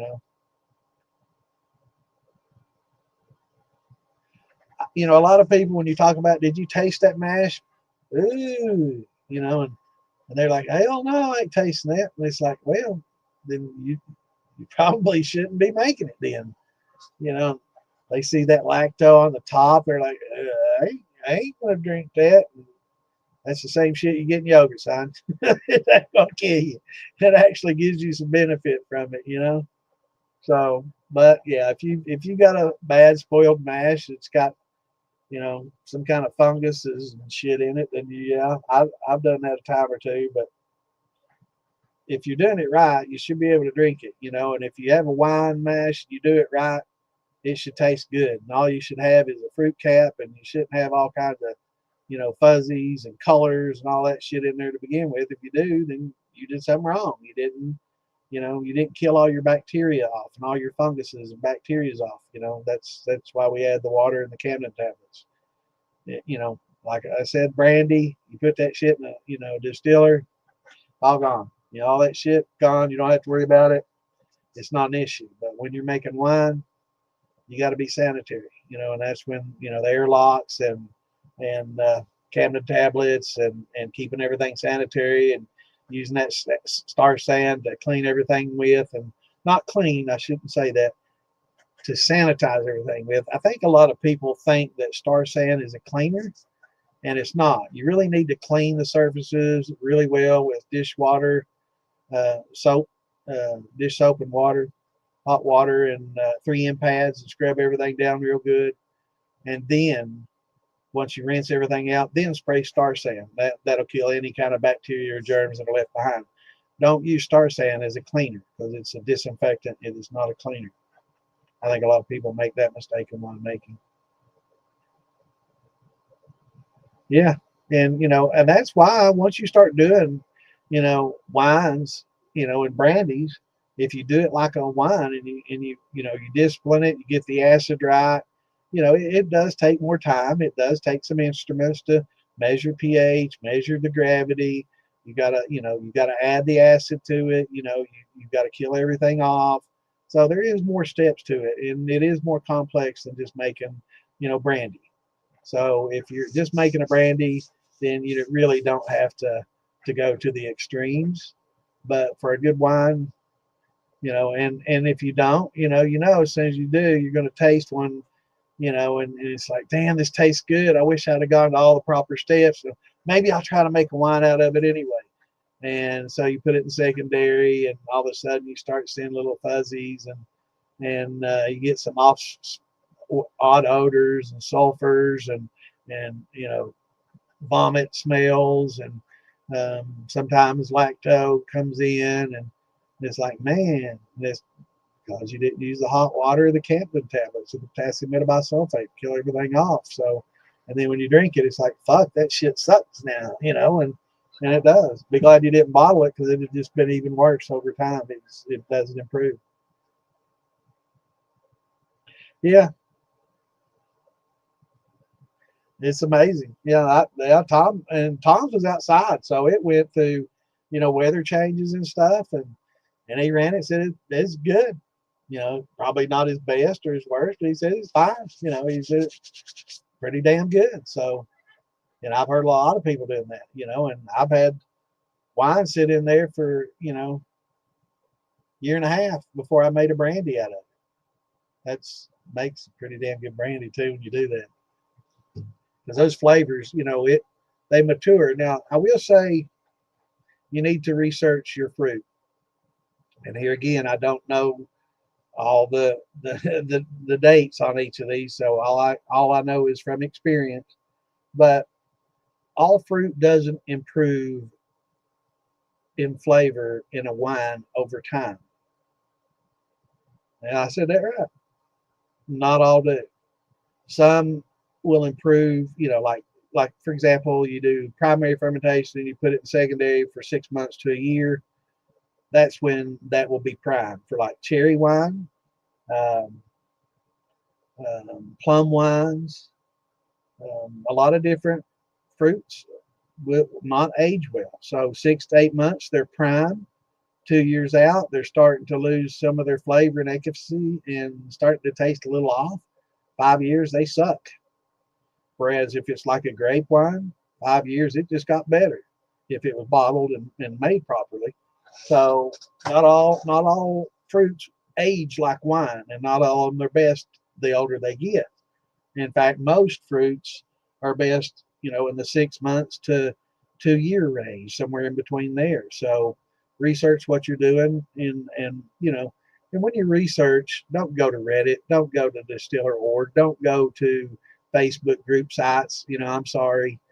Go to real live vintners, wine places, real winemakers that have groups of people that run wineries and stuff. That's where I got a lot of my information. And go to somebody local. If you got somebody that's around you, I had the benefit that me and my fiance, we go to this place and they got it set up to where you can come in and pick fruit, blueberries and blackberries. They got all kinds of blueberry and blackberry bushes, but it's a small operation. They don't, they don't want to have a whole lot of overhead. So they say, all right, you can come in and pick all you want, but at the end of the day, you got to give us half of what you pick. So they save on labor. They get fruit picked. And then, if you're picking some unripes, they'll say, look, we're not going to let you come back if you can't pick only the dark fruit. You don't want any red blackberries in here. I want them all black, so they're particular about that. So just have to pick, good. But they'll give you half and you can, take it home. And you get to spend, a day out in the fresh air, in the sunshine, and, just talking to his fiance, having fun, picking berries, talking about life in general. I love it. For me, it's therapeutic. For some people, it'd be a chore, but these people I got to know over the years, and he invited me in, and I talked to him. I'm going to try to talk to him about getting a license and bringing me in and making brandies, because he makes some really good wines. And so he showed me his process and stuff, and showed me everything that he had going on, and we kind of shared information. He was kind of impressed with my knowledge and what I knew, and so we kind of hit it off, and pretty good guy, real great people, great place, man. It's an awesome place. You can go in there and sit around and have a few glasses of wine, pick through what all they have. Very laid back atmosphere. Got a nice deck and patio. They play good music and very laid back. Very cool people. So ask them. Get your information from people that do it and from good sources. Don't go to Reddit, please.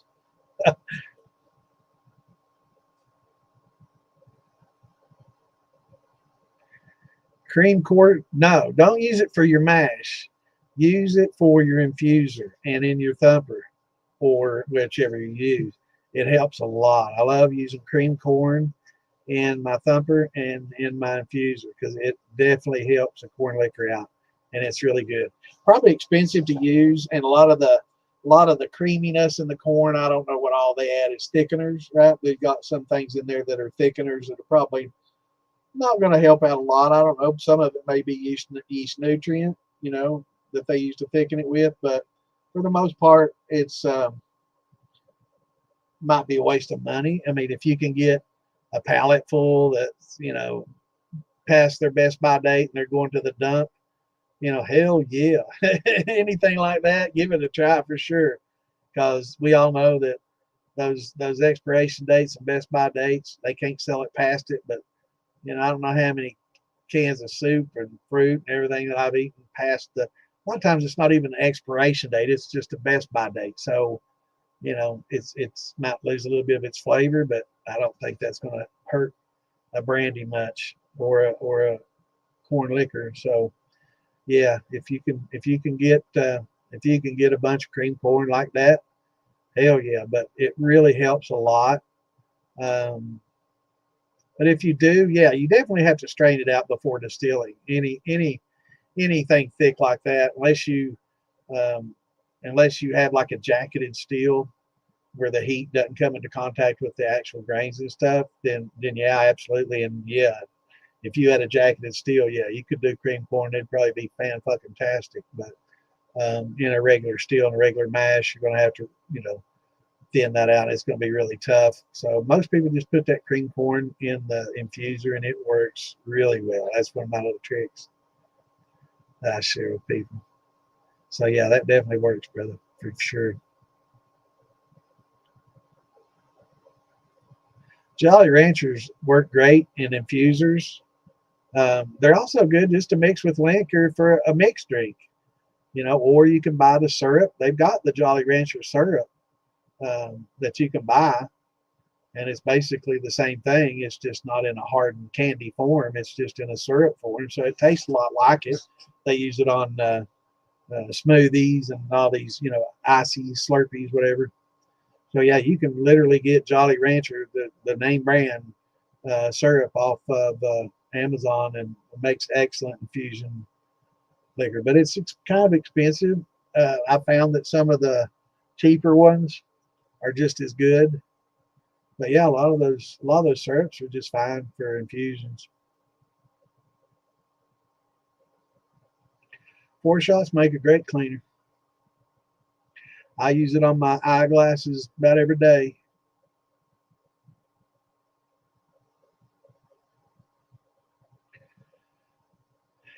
Um, you can get some liquor out of it. I wouldn't stretch to say good quality fuel. Oh, make a good quality fuel. Yeah, absolutely.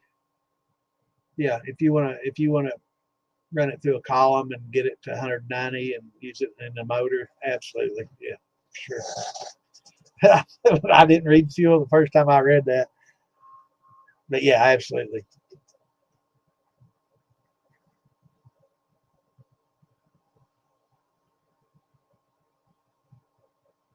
Hell yeah, man. Absolutely, absolutely. And that's why I if you I always tell people, if you got a question, first thing you should do is Google it. You know, first thing, it's easiest. Just go into Google and just type the question. You know, it's tough to ask questions like, "What's the best yeast for this?" Because then you're just dealing with opinions, right? And there are specific yeasts that are designed, like the D47 is good for meads and stuff. So, when you ask somebody what's the best yeast for a mead, D47, because it's kind of designed for it. But what's good to you might not be as great to somebody else. Somebody else may say, well, that D47 is all right, but I've tried the EC 1118 or 1116, and I preferred that, or a 81, 71B or something, and I preferred it more, you know. So it becomes an opinion, and that's really when it becomes important to get multiple viewpoints when it gets down to opinion and stuff. Facts should all be everybody when it comes to a fact thing. If they're correct in what they're saying, everybody else should be pretty much on page with each other. You know, They might explain it, talk about it a little bit differently. Numbers may vary slightly. Like what's the best pH? Some people say 5.2, some 5.3, some 5.4. You know, that's kind of an opinion thing because really, is it that sensitive? I just say 5.3, but I know that 5.2 is a. You can buy the 5.2 in the bottle. That if you want to overspend. But yeah, I definitely think it's great for people to get multiple viewpoints on things for sure. And Google it first and get a little knowledge on what you're thinking about, right? So you had a thought, Google it, learn a little bit about the basics and everything that's around it, right? And a little more knowledge about it. And that way, when you do talk to other people about it, you'll know a little bit more about what you're talking about, and you'll be able to pretty much weed out people that have no idea what they're talking about. Because if they start pulling stuff out that's contrary to what you just read, it's like, well, sometimes AI's wrong, sometimes Google's wrong. Let's ask more people, and if you're talking with knowledgeable people, the general consensus will be, everybody agrees except for this one guy, and he's way out there. I don't know. And generally, that's going to be your bullshitter that doesn't really know, that likes to talk a lot, and it doesn't bother me on most things, but when it comes to something that's safe, a safety issue or a toxin issue or something that may be dealing with some toxins or something like that might make somebody sick, then I get upset when they're like, oh no, that's not a big deal, when it really could be, and it could be a life-threatening thing. And that's when I get pissed off. It pisses me off. If you don't know, just don't say. But it's better not to say than to act like or than to say some things, because I'm really when it comes to somebody's safety and health, that's really the priority is somebody's health. So when somebody talks about cherry pits and saying they're fine, just grind them on up and don't worry about it, that's not true. Don't believe that shit. Sorry. You can argue all day and long, but you're not going to go against me and the American Medical Association and a lot of other scientists and doctors that all agree that this is not a good idea, that it takes X amount to be toxic and X amount to kill you. And you've got Joe Schmo over here in one of the Facebook groups saying, well, it's fine, it ain't going to bother you. I've done it before. Okay, and that's probably why you act the way you do.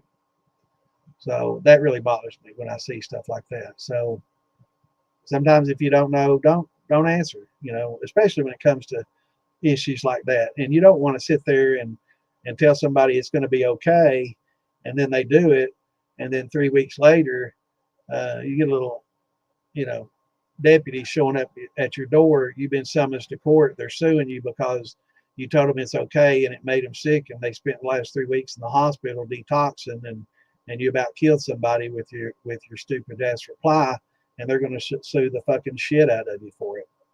So be careful what you say, because that can happen, and it has happened. So be very careful when it comes to health and safety. If you don't know, maybe steer them to a place that knows, or just don't answer, or just say, probably not the best question to ask in a Facebook group or in a YouTube group or whatever. You might want to talk to a doctor, or maybe Google AMA or Department of Health, or there's a lot of good sources of information on a lot of the stuff we deal with. And getting back to the cherry pits, amygdalin is the toxin that's in that, and once that amygdalin oxidizes, it turns into cyanide. Not something you want to deal with, right? Cyanide. And there's certain types of there's a common cherry out there that it's concentrated in. And a lot of people use these same cherries to make cherry wine and cherry brandy. And, somebody saying, well, I just blend them all up. No, don't do that. And some people say, well, that the temperature of the distillation is going to kill all that stuff off anyway. There's, again, people talking that have no clue what they're talking about. Amygdalin has 1,000 degree denature. It takes 1,000 degrees to denature it. Now, I don't know of many ferments and distillations that get up to 1,000 degrees Fahrenheit. I'm glad Alan Bishop, chimed in and said, no, it's 1,000 degrees. So if you don't know, it's probably best not to say anything, because, I do realize that most of the time temperature will take care of toxins. But the question is, what temperature? Every toxin has a denaturing point, and some of them are extremely high, like amygdalin, and cyanide. I guess, I don't know if it's sodium cyanide or anyway. So yeah, if you don't know, don't say. Just don't try to be that person that knows it all, because there's not many people out there that are Patrick Heiss, that do know it all. So sometimes it's better to seek more professional people than to just depend on a Facebook group page for something that's going to deal with your health. And I don't care, if it's like, the thing about it is, if it's just the seed, it's not going to probably bother you at all. You could take, apple seeds, cherry seeds, apricot pits, whatever.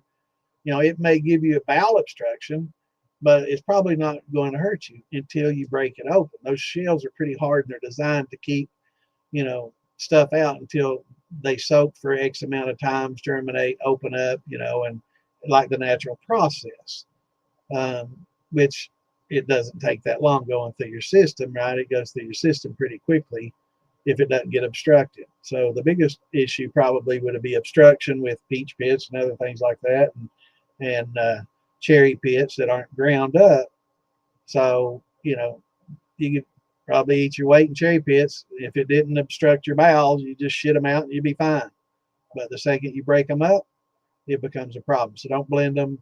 Just get your pits out. It takes a lot more work, but it's not as big an issue.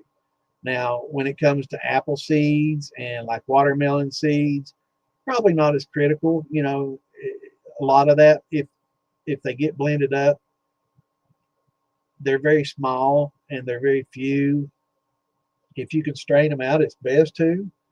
But most of those will like float, so you can skim them off and get them out of there. So they're not as concentrated with the amygdalin, so it takes a lot more. Like apple seeds, somebody commented apple seeds takes a lot, and they're right. It'd take a lot of apple seeds to do that, and you'd have to grind them all up and cook them down, and it would take a lot.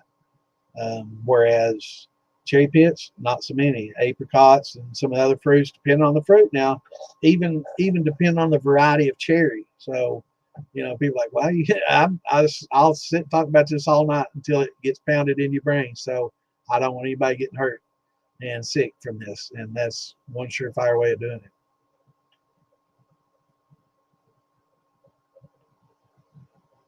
Yeah. Yeah, you'll learn a little bit more about it. I've never done hop beer. The only beer I've ever done was just a grain that was going to, be made for a whiskey, and I'll try it as the beer. I'll try all my wines and all my mashes, I'll try them all. I don't think I've drank much sugar shine washes, but most of my beer washes, my fruit washes, yeah, I'll get more than just a finger taste. I'll get me a little glass full and taste it and see how dry it is and what it tastes like.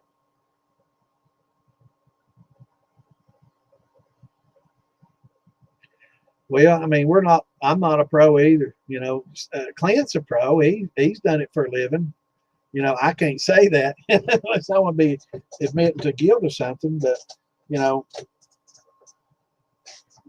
I can't say that I'm a pro. So we got a lot of people in here that are pros, but we're all learning. We're all learning together, and even pros. Nobody knows it all. Even Patrick Heist. I'm sure I don't know what it'd be on what kind of molecular level, but he might not understand something. I don't know what it'd be, but he seems to know pretty much about everything.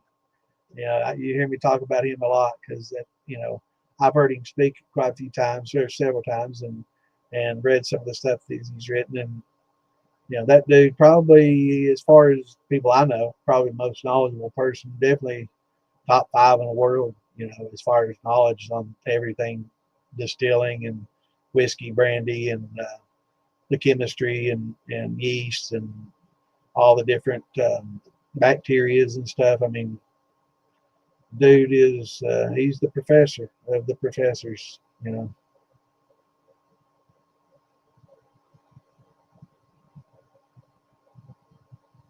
Yeah, I do too. If somebody asked me a question in here, I mean, somebody came up with, like, I don't know, it's been a few months ago, they came out with this wild yeast, and it was the scientific genus name of this yeast, and I'm like, I have no freaking idea what that is. It sounds like a wild yeast, but I'm not sure. I googled it. Sure enough, it ended up being some strange. Well, I mean, there's thousands and thousands of strains of wild yeast, right? So this was just one of those strains, that somebody, I don't know if they just googled it to see if they, how much I did know, and I'm like, I don't know. I didn't care a bit to say it. I don't know. I don't know what that is. Sounds like a wild yeast, and sure enough, it ended up being wild yeast, and I googled it, learned a little bit more about it. Could I tell you anything about it now? I couldn't even tell you what the name of it was, because I don't deal in wild yeast. It was an interesting thing. I could probably rack my brain and come up with what it was, but I don't have the time for it, or the need, or the desire. What's going on, Tim? What's up, Freddie? Just talking about wines and brandies tonight. I haven't gotten very far, though. I get off topic pretty easily. But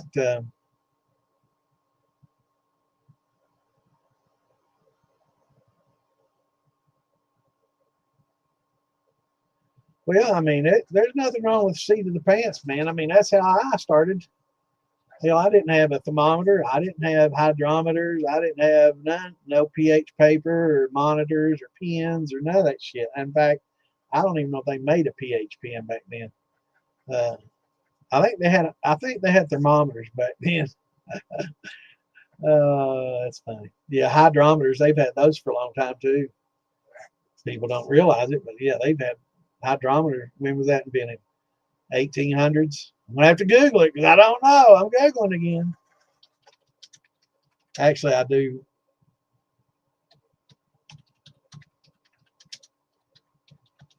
Probably the 1700s. 1783. Yep. And 1820. So between 1783 and 18, it's the late 1700s, early 1800s. They've had hydrometers. That's when they were invented. So yeah, I think actually I've looked at that before. So I know. So they've had that tool for a long time. So, and they've been using it for a long time. But it's good to learn to do it without those. That's why I say when you do get your hydrometer and you mix your mash up, taste it, taste that mash, taste that fruit and sugar mix, taste that grain that you just converted, taste it, and see how sweet it tastes to you, and try to guess what gravity it is. Just guess. I tastes like 106, so, and then drop strain it out, get you graduated cylinder full of the juice only, drop your hydrometer in there and see what it reads, and teach yourself that way. That way, one of these days, you break that damn hydrometer, and it's going to take Amazon 3 or 4 days to get you one. You don't have to stop. You can just keep right going. I know this is about a 1060. I know this is pretty close to 1080. I'm using the same recipe. It should be pretty close based on that alone, right? So if I got a decent conversion, I should be 106.070 anyway. This tastes good and sweet. I'm going with it. I don't give a fuck. So that's what you need to learn to do. And ending gravity, when you taste that bitterness, I don't taste any sugar in there at all, or taste like I'm tasting a little bit of sweet, not much. You drop that hydrometer in there, 1.010, 1.005. Or if it tastes dry, I don't taste any sweetness at all. It might be it's kind of dry. So it might be, zero point 0.9 something. So you can get a kind of a feel for how things taste, and rely less on your hydrometer in case it breaks. But I really love the hydrometer and using it. I think if there's one tool that everybody's going to use, I think that would be more important than even the pH. You know, uh, but pH is pretty important. A lot of people don't think it is, and it's less important in grains and brandies than it is in a wine, because you're going to distill them in a short period of time. This is not something that you're worried about as much about bacteria and these things, is because, especially in like a grain bill, I don't really care what the pH of the grain bill is. I add X amount of my acid blend. I don't just use, a lot of people just use citric acid. It's cheaper, but I use that because I like using it in my wines. It's a better blend of acids, and it's a better blend of tartness than just citric acid alone. Tartness creamed into tar for the tartaric acid. It's funny. Um, but it does a little bit better. So if you're going to do wines, getting that acid blend, and you can use that interchangeably with citric acid. I'm probably not going to clean stills with it, because it is a little bit more expensive, but not a huge difference in price, really. A couple few dollars, a 2-pound bag, maybe different. And it takes a while to go through it all. So most all those stuff, man, it takes a long time to go through all that stuff. But I like buying it in bulk, because I just hate paying, $10 for 1 pound, or for a 3-pound bag it's 14. So you're gonna pay the 4 more and get a 3-pound bag, right? That's my thoughts.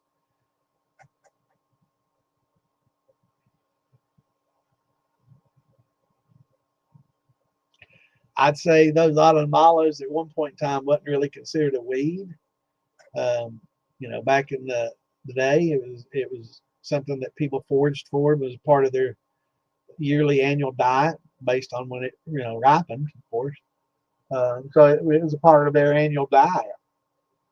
Nowadays we have orchards full of other things, other alternatives, and it's cheaper than these, and maybe have a little better flavor. I don't know. It might be cherry might be a little better than an autumn olive, depending on. I guess that's an opinion thing, but yeah, I mean, a lot of the stuff that we consider weeds today used to be a staple back in the days. Like dandelions, like plantains, and some of these other man, I'm losing it. Not able to remember stuff like I used to be able to. Certain plant I'm trying to think of has looks like a small succulent leaf, reddish stems,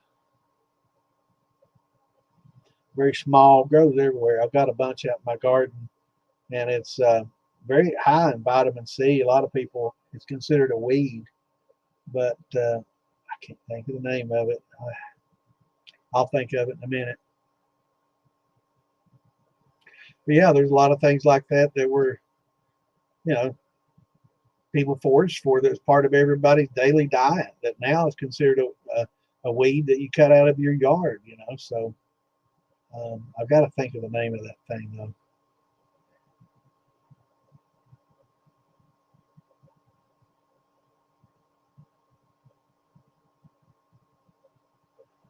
Yeah, yeah, definitely buy your copper for worms coiled. For like HVAC work, coiled to roll out for like a drain line or something, instead of sticks that are real hard. Yeah, you can fill them full of sand and bend them and work them, and you're going to get some crimping and stuff. And it's just why it does. The softness of the copper has nothing, doesn't matter at all when it's in a worm. It's not something that's going to take a beating. It's not. It doesn't matter. It's get coiled copper is so much easier, and you'll probably have to tighten the coil, right? But yeah, it's so much easier than trying to bend, bend a stick and then put a union in them and get a couple of 10-foot sticks or something. And no, Don't do that. Don't make your life that difficult. And it probably is not any less expensive than buying the softer copper coils.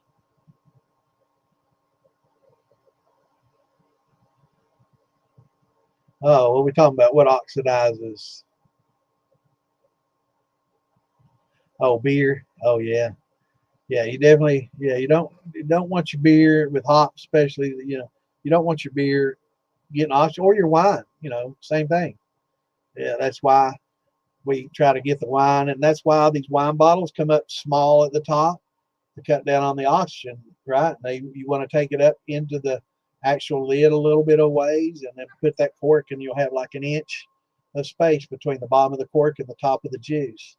And that's all the oxygen they want in there. That's too much. If they can help it, and a lot of times, some places will put just a little teeny crumb of dry ice in there. If they've killed all the yeast off, they know that there's not going to be any more CO2 being produced. You can take a little crumb of dry ice and drop it in there, cork it, and that thing will, and it'll fill that void. It won't blow it out, but it'll fill that void full of carbon dioxide, and I guess be quicker. There's some people that do that to kind of add uh, air to it, air bubbles, so it makes it, sudsy like a champagne or something. So it gets, looking for the word,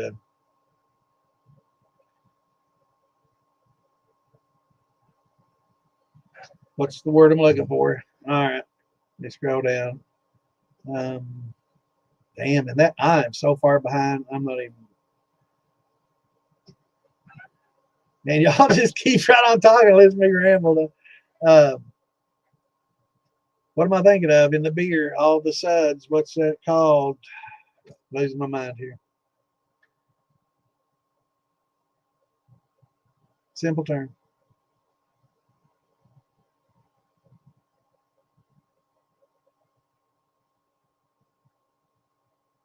So anyway, it adds a lot of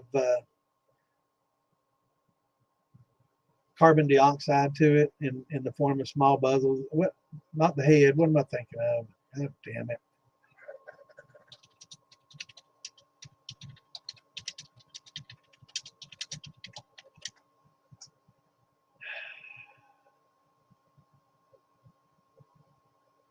In beer, in beer it's the head, but I'm trying to think of just the simple term. So this is where dementia stuff starts kicking.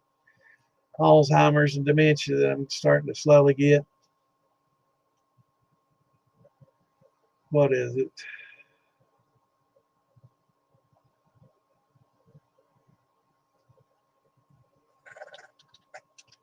Just say it.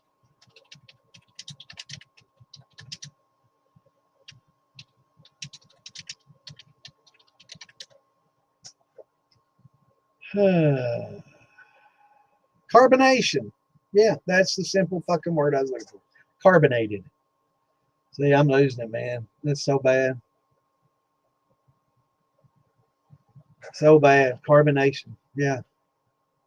So they try to add carbonation to it by adding a little bit of dry ice to bubble up, and it gives a lot of fizz to like your champagnes and your beers. So that oxygen definitely takes away from that and makes it stale. Also, it gives the bacteria something to feed on. You give them a little bit of oxygen, and then you have to worry about it. Carbonation. I can't believe I couldn't fucking think of that, man. It's killing me. Last week it was or a month ago it was a funnel, and then a couple of weeks ago it was a slobber box, and now carbonation. Man, it's just, I don't know. Too much weed, too much age, I guess. This is what happens.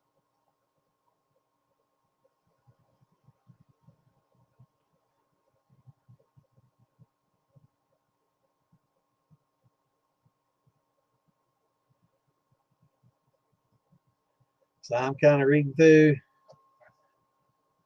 Yeah, that inverted sugar is good. Purslane, thank you. Now I'm up to where we were. Purslane is exactly what it was. Thank you, Mike. You get the golden star for today. That's exactly what it was. Purslane. But I got a lot of that growing. It's really rich in vitamin C, very good. Used to, they'd put it in every salad and back in the old days, old days, I mean 16, 17, 1800s, right? Nowadays, it's just a weed that, that you have to deal with. But yeah, personally, thank you. Nobody came up with carbonation, though. Where in the hell are y'all? Are y'all bad as I am? So we're talking about omega-3s. Yeah.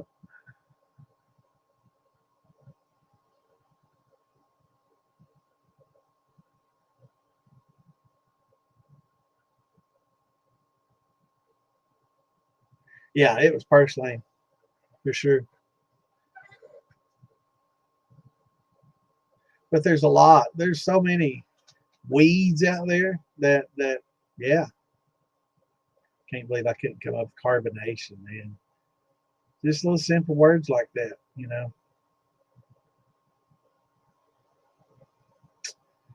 Yeah, and there it is. I guess I missed you saying it, but yeah, Mike's my Lisa used to be in here giving me, and she was my right hand person that always would help me out. But I don't know, she's either watching another one or busy tonight.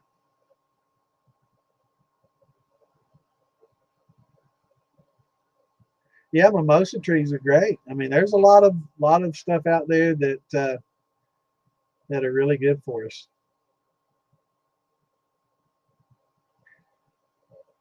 Wheat helps with that. See, I don't know anything about beers. I do know that it makes my grain fermentations a lot more difficult, but I love it, so I deal with it. What's going on, Chris? Good to have you here, brother. Yeah, a forager, it's right out. Purslane is, hey, you see that, you grab it. It's really good. I will say that if it's in your yard, I probably wouldn't recommend it, especially uh, if you use weed and feed and things like that in your yard. I probably wouldn't, forage for anything there, dandelions or anything. But if you don't, you have to think of how long have I been here. I just moved here last year. Some people might have used weed and feed. The yard did look pretty good till I got here because I don't use that shit. But um, so be careful about weed and feed and some of those things that people put on their grass. So where you forage, not probably good to do that on a golf course or in your yard because they use a lot of chemicals. But in a lot of places, yeah, man, we make all kinds of jellies here, brother. Did you hear about my experience with my jelly shine? I guess I'll talk about that. My jelly brandy or whatever. We do a lot of canning and blackberries, blueberries that we pick at that place that don't get turned into wine, make it to the jellies, apple jelly, and just all kinds, and syrup, blueberry syrup's good. So we had a bunch. I mean, I had a lot. We pick a lot of fruit, and so I had a bunch, and I mean, I had like I don't know, gallons and gallons upon gallons of jellies that were going bad, right? And and they tasted okay, but they were just kind of man. You could tell they weren't fresh. I like it fresh and good and sweet and everything. And they were getting eh. So oh yeah, I man, you never know where I'm going next, man. I'm like a ping pong ball or a pinball, man. I'm just all over the place, one topic to the next. I'll sit and talk about whatever you want to, but this jelly I said, I'm just going to make a mash out of this. So I put some pectic enzyme in there, break it down, and because you got pectin, right? A lot of pectin in your jelly. You need pectic enzyme to break down those pectins. So, because you add pectin to it. So I'm adding that and broke it all down. We went on vacation that weekend. It was a long weekend. So I let it, I started it. And it was probably like on a Wednesday I started it. And by Friday when we left, it looked okay. And then, but Monday or Tuesday when we got home, I opened up that fermenter and I was shocked. It had so much growth. There was funguses, there was hairy shit, there was colors of all colors. There was greens, there was some reds, there was some blacks. It was, I mean, the spores just came up and filled my nose, and I opened that lid. It just kind of sucked them up into my face, and I breathed that shit in, about puked my guts out from just the spores in my nose, and just, oh, I couldn't pick it and dig it out of my nose fast enough. Hard to breathe, and just looking at that stuff. That's the first mash that I've thrown out, and probably, hell, 20 some years. It's bad. Yeah, yeah. That's one I didn't taste. Persimmons, they do. They make a persimmon wine, and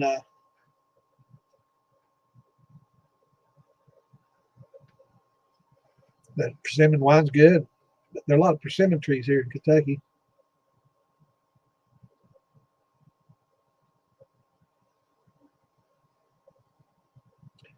As far as beers go, I never was much of a beer fan growing up. I drank a lot of beer because, I wanted to drink with my buddies, but I didn't want to get smashed drinking whiskey, right? I drank it straight. And I had to have something to throw at the signs as we were driving out in the country, So we'd buy them little pony beers, drink them real fast, and smash the sign with them. I know, it's terrible. Things you do when you're young, you regret when you get older. But that's what we did, and that's the reason I drank a lot of beers, because I just didn't want to get, smashed. And so I drink beer just to socialize. That was social drinking for me, was drinking beer. But I always liked Boilermakers. Cool. Well, you're pretty close to the fruit place. Let me look them up. And I'm not Googling. I'm looking on Facebook for those that are keeping track.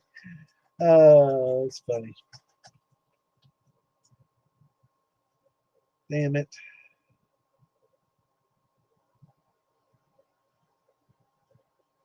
Let's see. How am I going to search this on Facebook?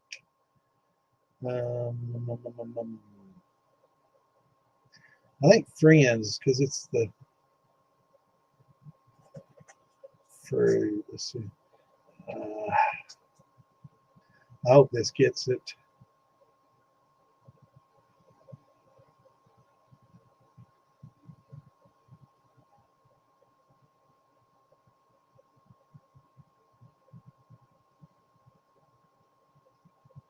No.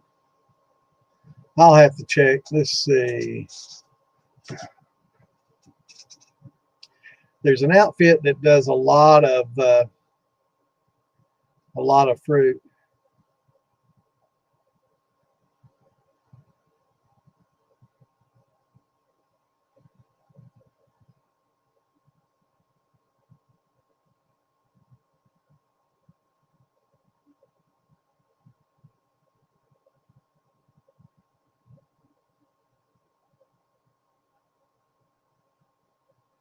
Fly agaric. Now, I'm definitely Googling that shit.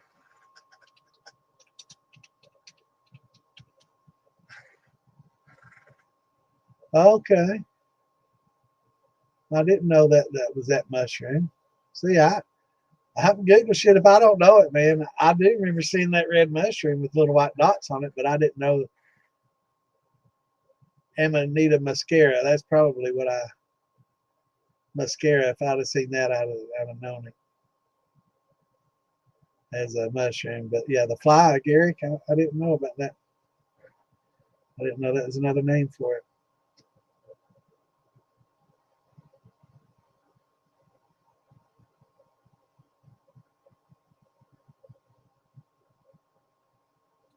Pumpkin mash.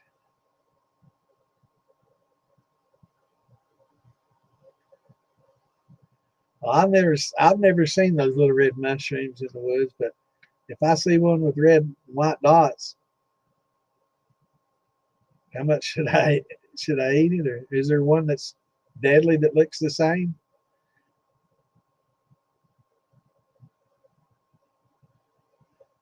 Was it telephone poles for y'all? Yeah, we just hit the signs, man. Psh, man, it make a big old noise too. You'd know it when you hit them. Of course, when you're driving and drinking, you got to use the sunroof, right? Stupid shit I did as a kid, man. I don't condone that. For those young ones watching, don't drink and drive.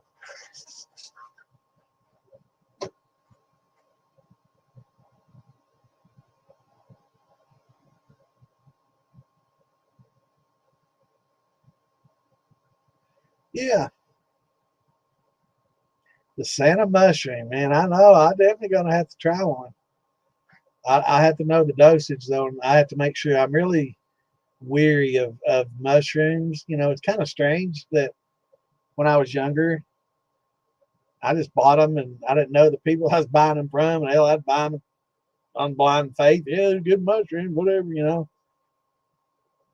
But if I see, you know, going out in the woods and trying to forage, hell no, I would never. I don't trust my knowledge on mushrooms for that. I don't, you know.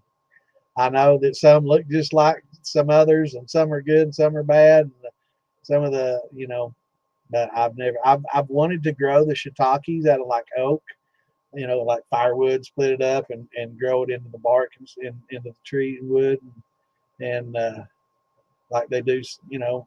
I once I thought about doing that, but as far as just going out and picking them,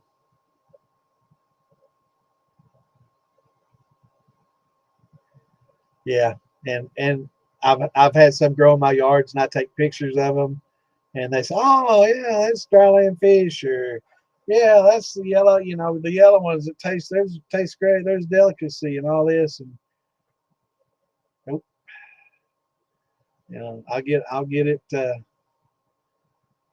the store. I'm just you know, I just don't have that knowledge. I've never been a mushroom forager and eater. You know, I like mushrooms on my steak and in some of my gravies and stuff. But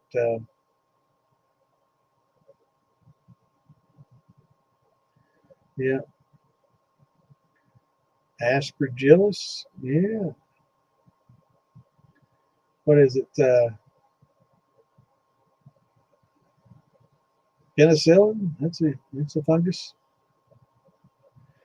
Yep, saved millions. Pickly pear fruit's great.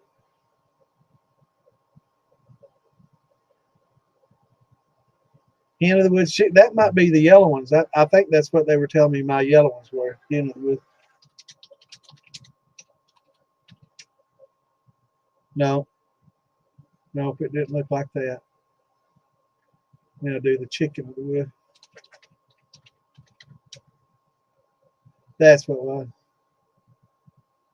Yeah, it was the chicken of the woods. It wasn't the hen though.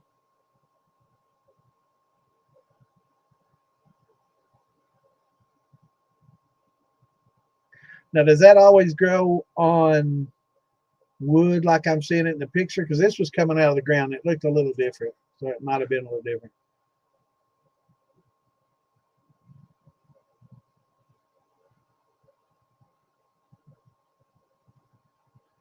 Oh yeah, if you didn't have the sunroof, man, that's why nice to have that sunroof. You can just get the down.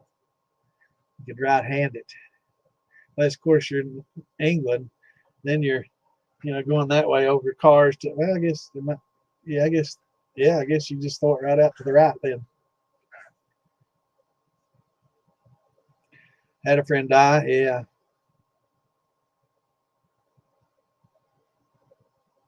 yeah, I'm the same way, man. Except I didn't have a friend die from it. I've had people I know get sick as hell, and I've seen them on Survivor and on these survival shows alone and everything else, eating them and getting sick as fuck. And you know, I've seen, you know, too much growing up, and I'm like, nope, I'm not gonna.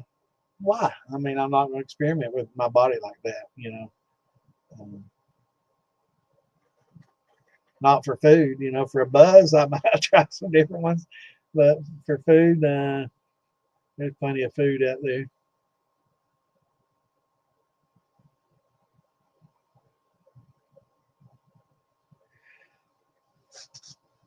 Those allergic to meat. Did you know there's some? medicines and stuff that they're giving you these days. And what is it? Is there a tick bite that can make you maybe not allergic to meat, but when you eat meat, it makes you sick? What's that tick bite? Something red. Somebody Google that. Some kind of red tick or something like that. Lone Star tick. That's it.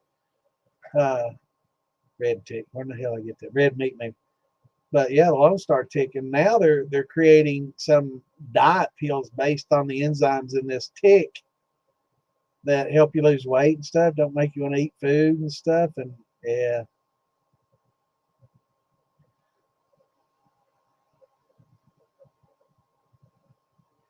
Yeah, there you go. I think they're trying to put that in some of the medicines and stuff. And but yeah, it's the Lone Star tick for sure. There's also some kind of spiral beetle or what is it that's coming in the beef? Spiral worm or some shit. I'm googling it because I don't remember the fucking name. Spiral worm parasite. Yeah, that's it. I did remember. But yeah, that's coming up out of Mexico and stuff. Maybe trichinosis. And they're worried about that coming in our beef supply.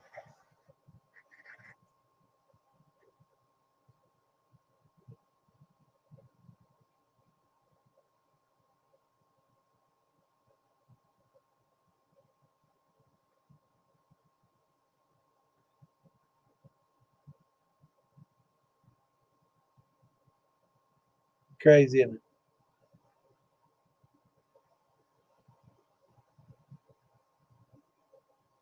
Yeah, that's crazy stuff, man. So I don't know where that has anything to do with brandy and wines. Man, we get off on some tangents, don't we? So I think the last thing we were talking about is adding yeast nutrients. So pretty much after that, you're just checking your hydrometer and adding sugar and waiting. And don't press, don't stir it up during fermentation. A lot of people um, want to stir it up, and also there's yeast nutrients and yeast energizers, and those aren't the same. So I've never used a lot of energizers. Um, I think pretty much the DAP has that in it. So I think the nutrients, probably like a Fermo, may have more than just diammonium phosphate in it. So it's getting some other essential. I think Phil Billy, talking with him, and I think that's why he's coming up with his yeast nutrient, is because of just like using a DAP. Yeah, it has all the yan and fan that you need, but there's other things that you could have in a yeast nutrient that would make it even better. There's zinc, that's essential. Calcium's essential. Biotin's, that's essential. There's a lot of things that are iron you don't want, right? So a lot of people grind up um, vitamins and stuff and put in there. And as long as you're not putting in niacin, another thing, there's a lot of minerals in vitamins that are very good for a fermentation. So, and you don't get that with a DAP, right? So if you just use DAP, yeah, you can feed the yeast and make them happy. But if you give them some of these other things that may be or may not be, in what you're fermenting, I mean, a lot of fruits and vegetables will have a lot of those same nutrients, but sometimes they don't, especially like your sugar washes and stuff where you really need the nutrients the most. But you also need it in all your grains unless you're using malted grains. If you're using malted grains, you don't need nutrients because there's plenty of nutrients in those malted grains. But like just a corn really doesn't have all the nutrients needed. There's enough in there to get you by, and most people don't add a nutrient to that. But um, and if you do, don't do it to the degree that it says on the label, because I was talking about that earlier when somebody mentioned using Fermo and Fermaid, and I'm not sure who that was. Um, Can't remember. Anyway, um, so a lot of those have other nutrients in it other than just the diammonium phosphate, right? So, but a lot of people use different nutrients based on what they're fermenting because they know that what I'm fermenting has X amount of nitrogen, yeast assimilable nitrogen, yan, and so much of free amino nitrogen. So based on that, I need to add certain percentage of this nutrient to give it just what it needs, because it's best to give it the nutrients that it needs and not overdo it, because overdoing it can affect the flavor and affect the yeast just as much as underdoing it. So you try to dose it exactly, and most of your labels will tell you how much to use per gallon, and it's a generalization, and generally it's good until you get to the point where you're a master. Now some master winemakers, they're going to really scrutinize what yeast, or I'm sorry, what yeast nutrients that they use and how much of it that they use. And some of them break it down. This one has more, NH3. It's, this particular fruit has 0, so I need to add a lot of NH3, ammonium, and I'm going to need less of this because it's got plenty of these things in it, phosphorus. Uh, so they balance that out and add more of one, less of another, and it gets into a science. They basically do spectroscopy to see how much, or they know from having it tested that their recipe is going to need X amount of this and X amount of that, so they add it to it. So it's pretty interesting. I always thought nutrients were nutrients, and but no, they use different amounts, and some really high end kind of places that's getting advanced, very advanced, but they'll break it down, into certain minerals and supplements that they add.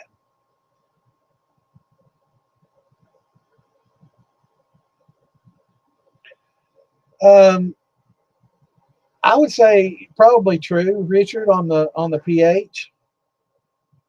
Yeah, wines generally have most of your wine yeast are tolerant down to like into the twos, low threes and upper twos. So they'll tolerate it down that low. I always try to start mine at 5.3, but at the end, if it doesn't drop sufficiently, then you need to add more acid blend to get your acid levels down. And it also gives you a certain tartness and bitterness for the wine, because acid is bitter. And so if you want a sweet wine, it'll probably have less of the acid in there. Um, and the pH will tend to be a little higher, but yeah, most will start out at like a 5.3. I think, let me see what some of my recipes have. I think there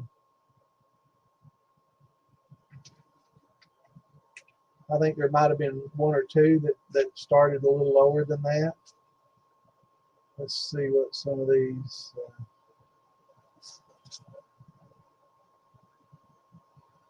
But I think 5.3 is pretty much a standard. It's 5.2 on this.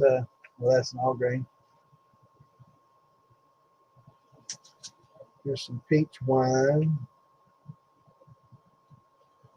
And they're talking about using energizers. Definitely remove the stones.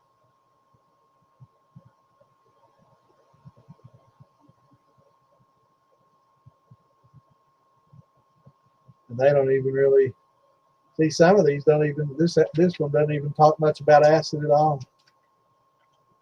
Probably not a very good one. This one does. Let's see. This one talks about, this is my plum wine one. Okay, so 2 teaspoons acid blend. Let's see if it gives me a starting pH on this one.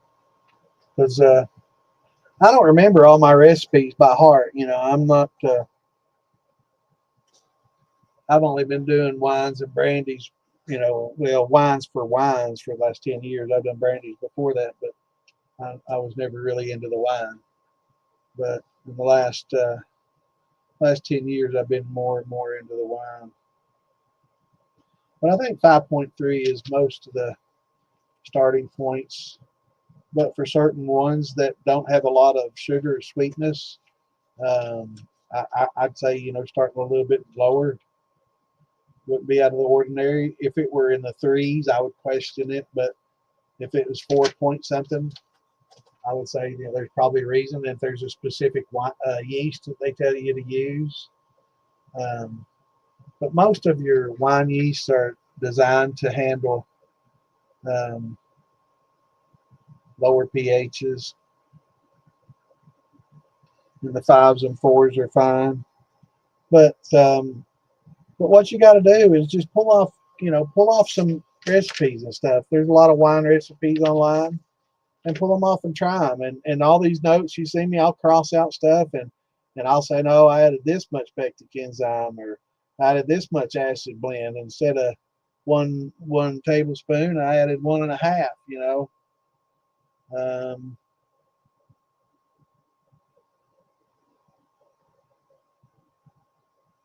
trying to see if this one gives a pH. Most of them has been about 5.3 and 2.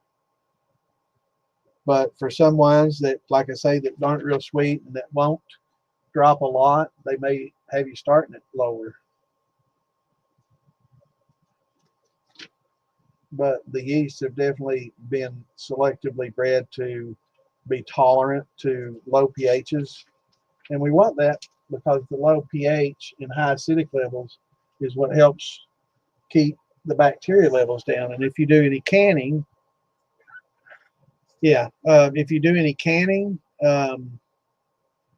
you'll know that you're supposed to add, you know, if you don't have acidic, like a lot of tomatoes or a lot of acidic vegetables in whatever you're canning, you know, a lot of times they'll have you add a little acidic acid or lemon juice to it, you know, to help keep it, you know, fresh over the long haul.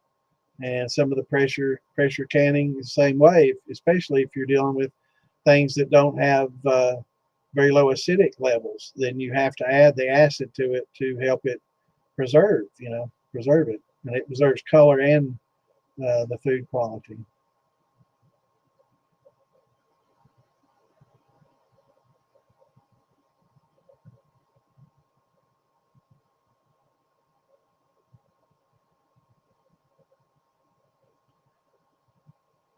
Tapping my mimosa trees, huh? What is it? DMT, is it? Dimethyltoluene?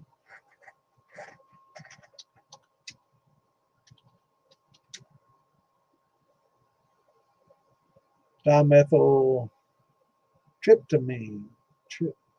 Tryptamine. Oh, I know what you're talking about now. Dimethyltryptamine. That sounds a lot better than dimethyltoluene, right? I don't think that dimethyltoluene would be very good.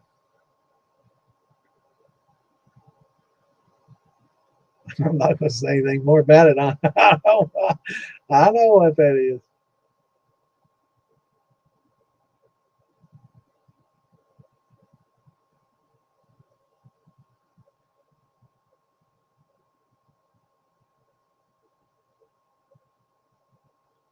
All right. I have a similar strawberry story about cooled frog legs. Now, I got to know. I got an inquiring mind now. Cooled frog legs. Well, I come from cold country, so I need to know what the hell we're talking about here now.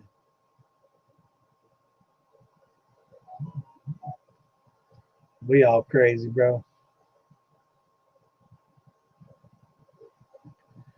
In searches, if you don't want them tracking it, I use Dogpile or DuckDuckGo. Either one of those, they don't get tracked like Google and some of the other search engines.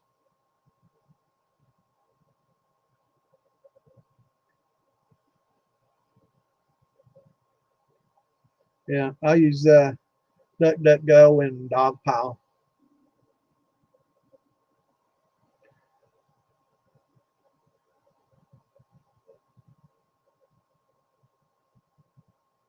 Okay, now that sounds interesting.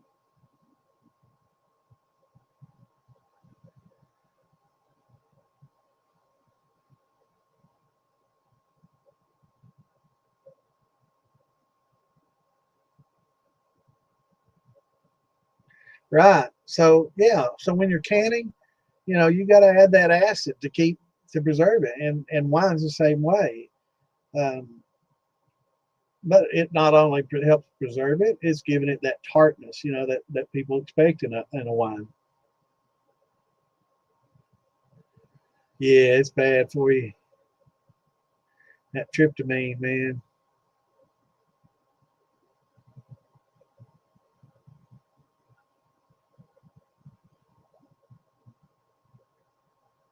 Oh yeah, interesting. I know bananas are that way. Charcoal, coal. I've got you, brother.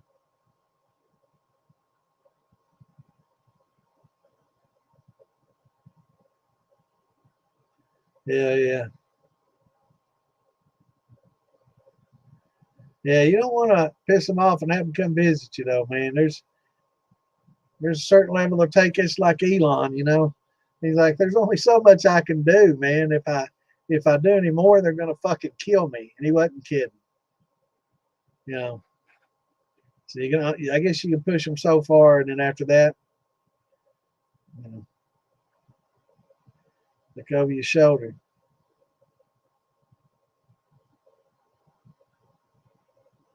Oh hell, man, they taste like a lot like chicken. It's maybe a little bit different texture, but a lot like chicken. They're good. Yeah, you can get these. Yeah, get them from Phil Billy.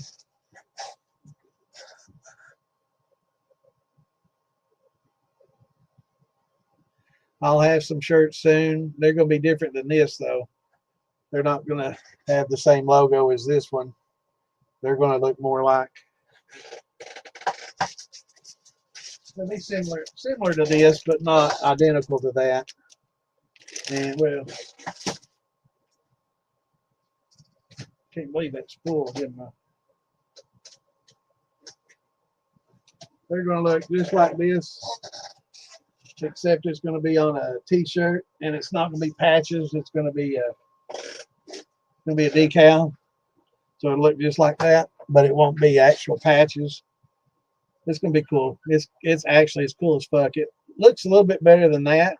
That's embroidered, so the actual art that they took this embroidery from is what I'm talking about putting on a t-shirt. So it's actually a little nicer than that. That was lost a little bit of detail and color because of the fact that it's embroidered, and every color adds to the cost. And I probably should have omitted some of those colors and it'd been fine without it.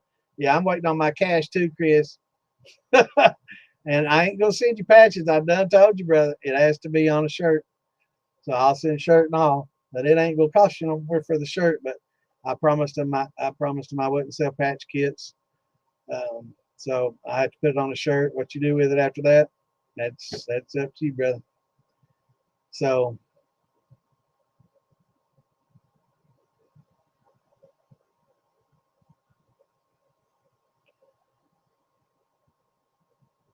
yeah,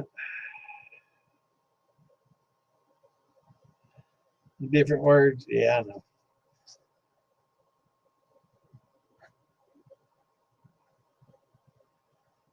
Yeah, I haven't.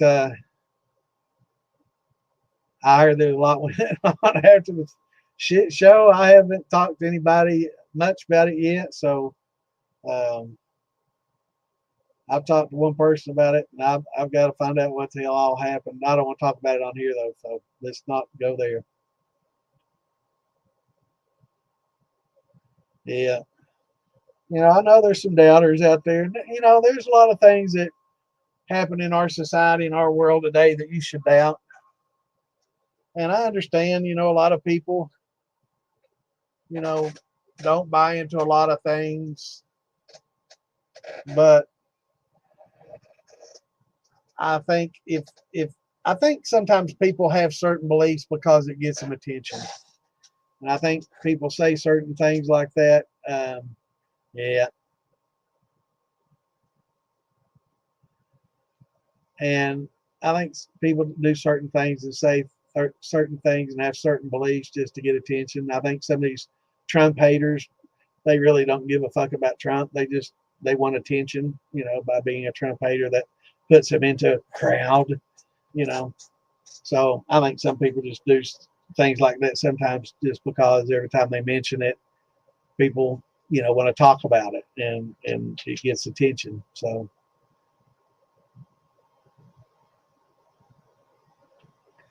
finally good. No, man, it's not at all, brother. There's not enough 4 shots in an average shine to make you go blind. You could drink shine without making any cuts for the rest of your life, and it's not gonna. You have to concentrate them. And what happens, especially like in brandies, where there's a lot more wood alcohol that's created, especially like when you use a pectic enzyme, or use cellulase, where you're breaking up cell walls.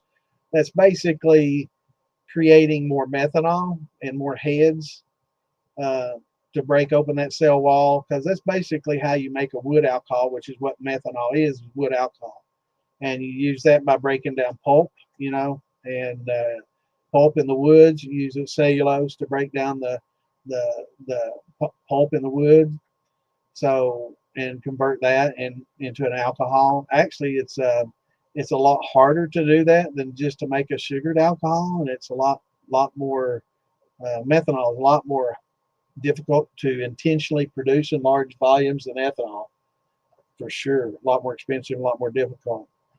Um, but no, what happens is a lot of times people will concentrate them. They'll keep rerunning brandy heads and tails, and they keep running them and rerunning them and rerunning them. And eventually, after you take all the ethanol out, what's left is pretty much a highly concentrated form of methanol and some methyl acetates and acetones and other compounds that will cause you to get sick, hearing issues, seeing issues, all that. Last time I've heard, that happens more in third world countries a lot. Last time I heard of it happening was a few years ago in India. And some people in this one little region, I guess they're going to the same bar. In this bar, I guess they kept redistilling, heads and tails and everything, and they were too selfish and stupid just to pitch them out, and brandies especially, because they have a higher concentration. So they were just rerunning them, rerunning them, rerunning them. They didn't realize that they were concentrating them, and then they served them, and people were drinking pretty much pure methanol and stuff. And once you ingest so much of pure methanol like that, yeah, it can definitely cause those problems. But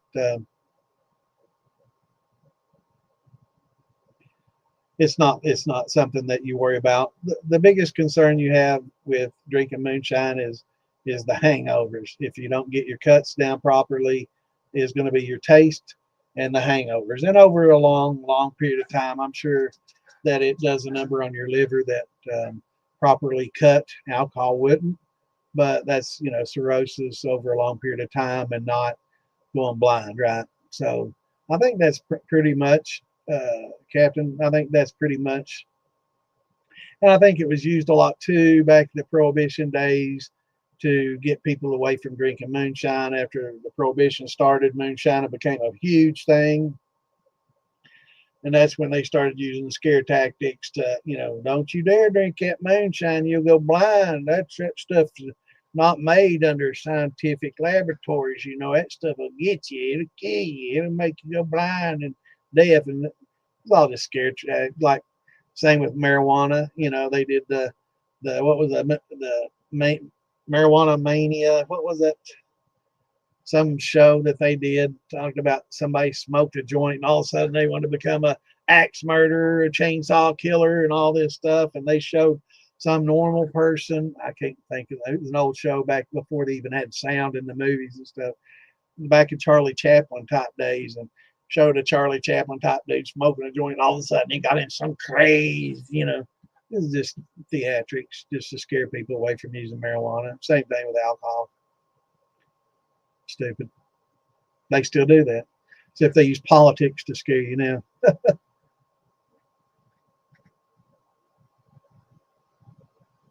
20% of people are mentally ill. The math checks out if you check it against. Hey, man, I tell you, mental illness. I mean, I've got a mental illness. I'm forgetting every fucking thing I ever knew. I guess that's a mental illness.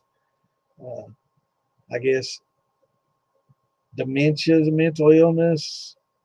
Parkinson's, yeah, Alzheimer's, they're all mental illnesses.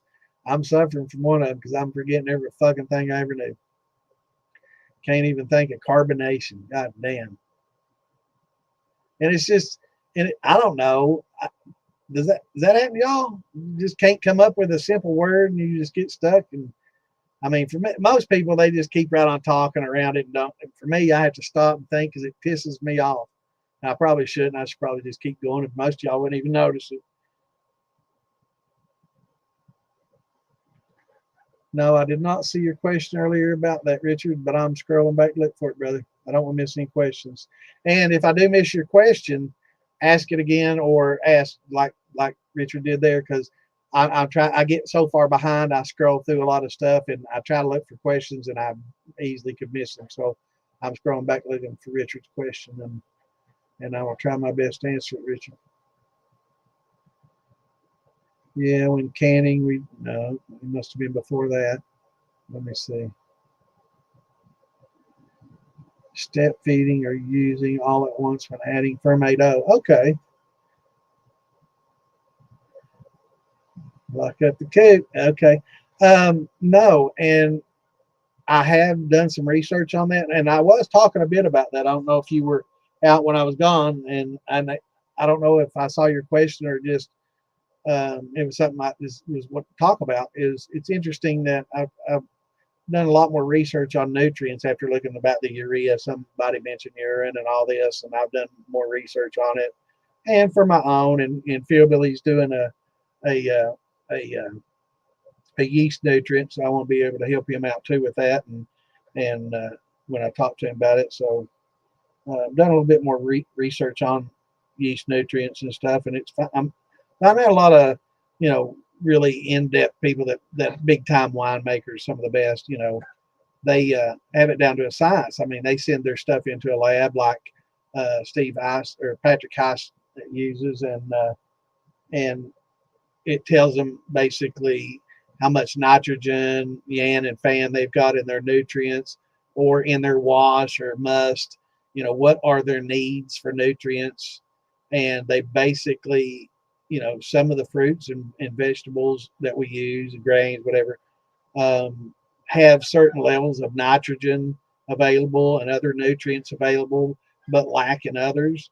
So they try to custom tailor their nutrients to their specific fermentations. Now that's way beyond, I thought everybody pretty much just used one nutrient for everything, but no, a lot of these masters, they break it down, and sometimes they'll use, a half a teaspoon of this, half a teaspoon of that, teaspoon, and to customize it to each fermentation that they use. Now we don't do that. We don't have the facility and the money to, get spectroscopy, done on our mashes and see what we need and what nutrients we have in there and what we are deficient.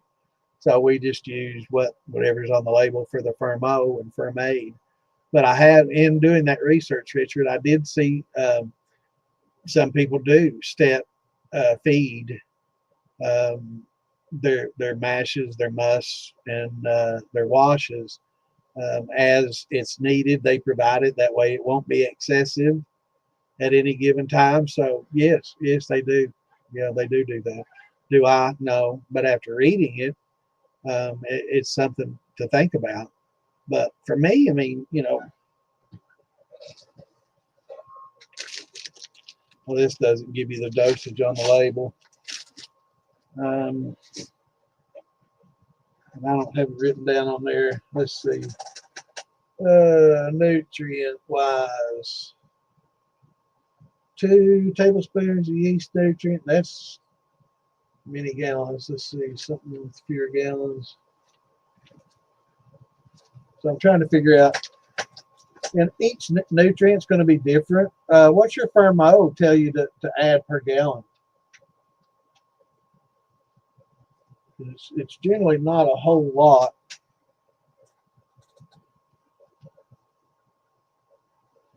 This one is,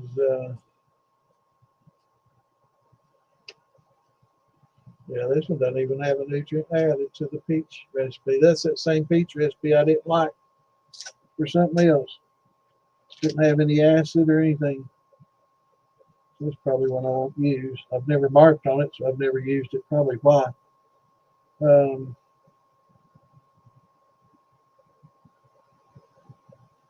Here we go.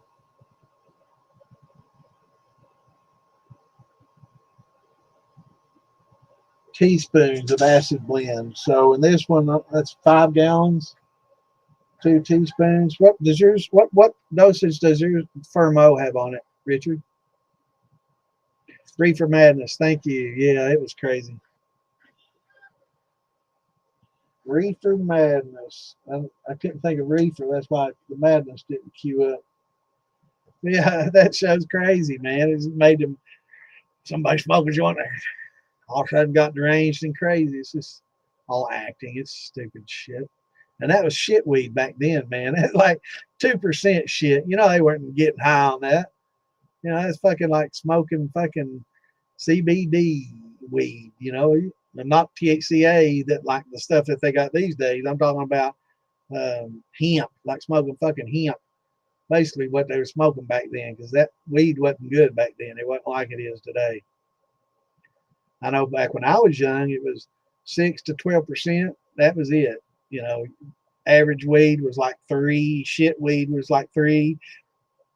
Average weed was probably 6, and then Hawaiian and the red bud and the killer stuff was probably 10 to 12. Hell, nowadays they got 30, 40. So yeah, they wasn't getting all that. They wasn't getting high. Yeah, yeah. They showed all that shit. Man, moonshine do that too, you know. And also the opium den. See, a lot of the Chinese were bringing this opium over back in the early days, and while the men were out working, their wives were going over to these little out shopping and stuff. They'd stop by the little Asian tea house or something, and they would have a little opium, you know, smoke a little opium while they were there. And next thing you know, they were addicted to the opium and screwing all the Chinese dudes to get the opium, you know. So yeah, there was propaganda films, man. They've been doing it a lot since you could have a film before they could ever put sound on them. They were already propagandizing with videos and films, and they certainly didn't slow down through World War II into today.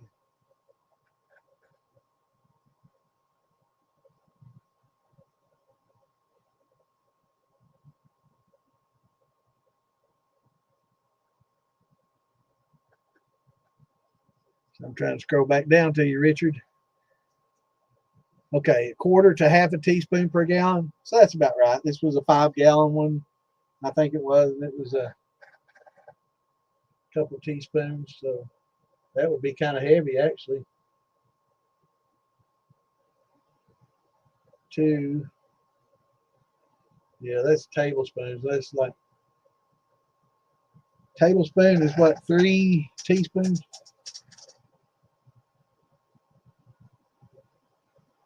Or is it 5? Hell, I can't remember.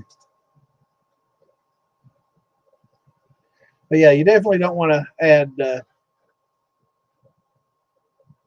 Definitely don't want to add a lot of more nutrients than what you need. And I think step nutrient, Richard, would be a good idea. You know, because I've never thought about that, but after reading what some of these pros are doing and how they're custom tailoring, you know, what they really need, and dosing it as it's needed, do a little bit of a time.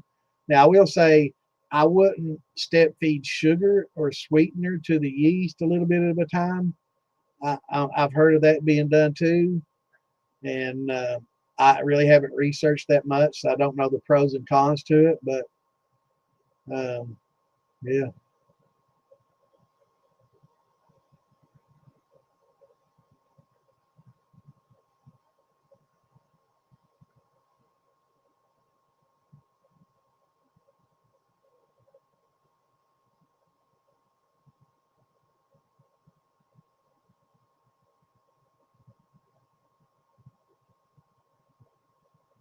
Oh, so there is some dairy in sherbet. I didn't know that either. I thought it was just like ice ice cream, ice ice. I was just I didn't know that there's dairy in it. See, we all learning shit, whether you like it or not. But yeah, it's interesting, Richard. I think from now on my brandies, I may do a little bit of nutrient at a time. And but at the same time, I won't do that because I was just getting ready to talk about that about the cap and stirring it. So I'm not going to do that because I don't want to continuously stir it and remix it up and add oxygen to it again because I do know that that's not good. So I don't know. Yeah, I'll get up with him and let him know about that mash for sure. But they say that with your caps for the first 3 or 4 days, a few times a day, gently press. They call it punching, but that sounds like a violent. But this is just gently pressing that cap down into the moisture, where the moisture comes up above the surface, and just get it all moist again. You can do that a few times a day for your first 3 or 4 days now this is for musts. This isn't for grain or whether you want to get anything with a sugar wash. um, but and most of your grains will be sinking, right? But for a good thick cap, like on a lot of fruits, gently press it down, get it moist few times a day for the first 3 or 4 days, and then after that, let it go. So, and don't ever just stir it up, stir, because that's going to re-add oxygen into it. And at this stage, it wants to be anaerobic because again, we talked about the bacteria and all those issues that arise when you do oxygenate. The hell's happening? Okay, so my keyboard, my desk here. Um, so I probably won't step do it. Now, if it were like if I were doing all corn, I might sprinkle a little bit of nutrient in, or definitely for like a wash. I would definitely try the step mash for that for sure, or the step nutrient procedure for that for sure. That way, you just don't dump it all in at once. I think I like the sound of that, but I don't think I'll do it for brandies because I don't want to have to stir it in and reoxygenate it. Now, if I could sprinkle it on the cap and press it and it mingle and get to everywhere that was needed, I don't know if that would be enough. So, it first couple of days, then it might be all right for the first couple of days. Yeah.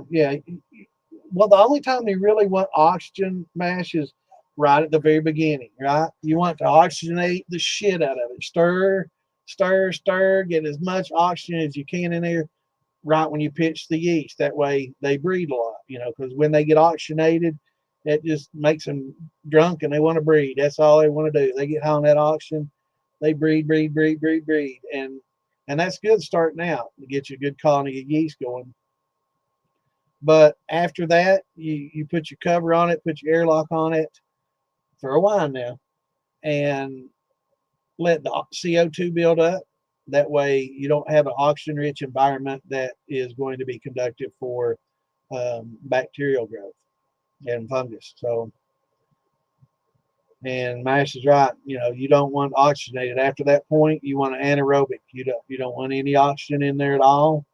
And so, unless, of course, if your pH crashes and you didn't add the moisture shell, then you might have to stir in some baking soda. And when you turn it in baking soda or calcium hydroxide, either one, it's going to cause up a lot of foaming. Careful, because it'll foam like fucking crazy, and that reoxygenates it too. But that's still better than it getting, stressing the yeast into the pHs of 2. When you get down into the 2s, yeah, it's probably time to start doing something because you don't want it that low. Yeah, it's a buffer. The oyster shells are it's calcium carbonate, and calcium carbonate doesn't mix with water real well. But what acid will do to it is eat away at it, and it'll help neutralize the acid. So as acids are building up, it eats away at some of the shells. And actually, the crushed oyster shells have some coral in there too. But it's all calcium carbonate. Boil it first. You know, they say it's purified, but I want to boil mine first. But yeah, I wouldn't use the plant ones for wine. This get food grade, you know. But boil it. I boil mine first to make sure that I get any kind of, you know, bacteria on there that's out, or any kind of bad taste. I know it came from a lot of salt water, so you know there might be some organisms, or you know, some microscopic organisms and stuff in there that have died, but yet can leave bad flavors. So I always boil mine. You can get them at every feed and supply store. Puritan, I think, makes some, but it's used for chickens. For supplementing your chicken's diet. So they sell crushed oyster shells, and so all your farmers feed supply stores will have it. Um, get like a 40-pound, 50-pound bag for 10, $15, and I wrap them up in Tractor Supply. Yeah, I wrap them up in a cheesecloth pouch, just a couple of handfuls in a big mash, and you know, and when you get them done, put them in a strainer, rinse them off, and let them dry out. You can reuse them and keep reusing them forever and ever until the acid eats them away. But what happens is, in your mash, as the acid gets into dangerous levels, it'll eat away at that calcium carbonate faster and faster. So it's considered a buffer. And it's the same thing as that stabilizer 5.2 that people overpay for, that comes in little bottles. If you look on the label, you're paying too much for calcium carbonate. So I've got a bag of it here that I use in my mash when I mash in. If I use distilled water or RO water that has no calcium or nutrients in it, I'll add that gypsum, pinch or two of that gypsum, and some calcium carbonate to it, because you have to have that. It's essential for proper fermentation. You have to have, and zinc, you know, is essential too. So yeah, I'm all over the place, man. I'm like a pinball, man. Whatever we want to talk about, yeah. I try to start off, and it's really difficult for me to do a beginning to end. I guess I'm gonna just have to maybe do that in a video, like Fear Billy does, just a video. But I see all your questions and stuff, and I want to answer those.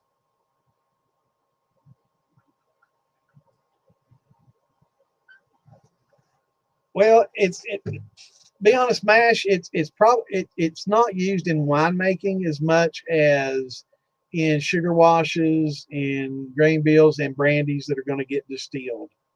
Um, Especially a lot of brandies that get a lot of sugar. You know, the brandies that aren't true brandies, that is basically 2 pounds of fruit and 50 pounds of sugar. You know, I see a lot of those recipes for brandies that yeah, the calcium will raise pH, but it doesn't do it like a baking soda, because it doesn't mix with the calcium carbonate, doesn't mix with the water real well, so it doesn't boom, you know, raise your pH like calcium hydroxide or calcium carbonate. You know, your baking soda, calcium. Uh, what is the baking soda? Is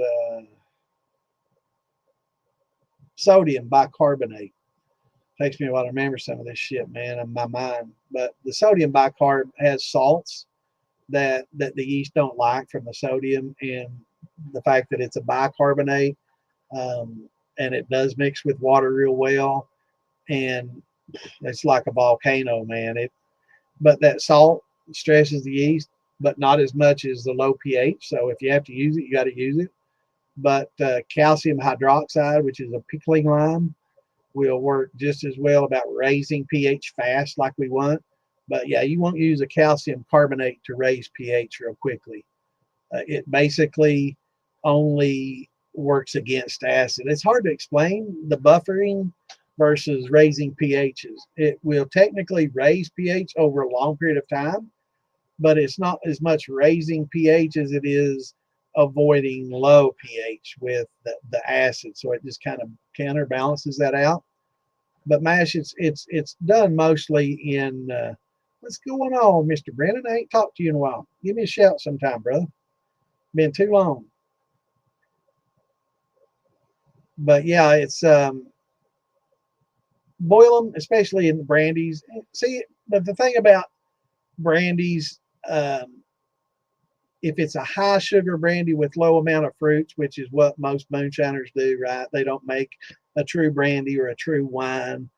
They're making a fruit flavored sugar wash, basically. For that, yeah, those shells come in very, very, very handy.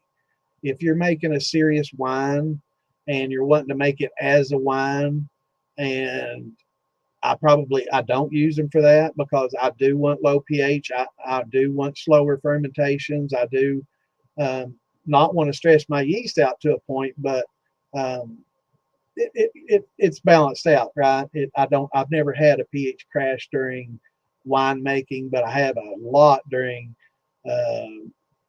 fruit sugar washes or just sugar shine. So a lot of the brandy recipes you see, they're not really made for wine. They're made for distilling. So it's basically a fruit flavored sugar wash.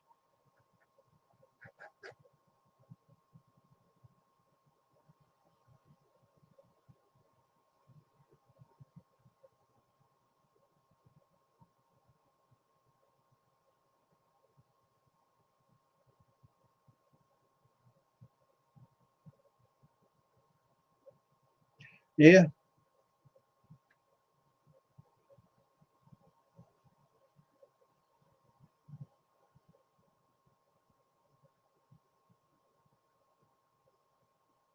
yeah, man.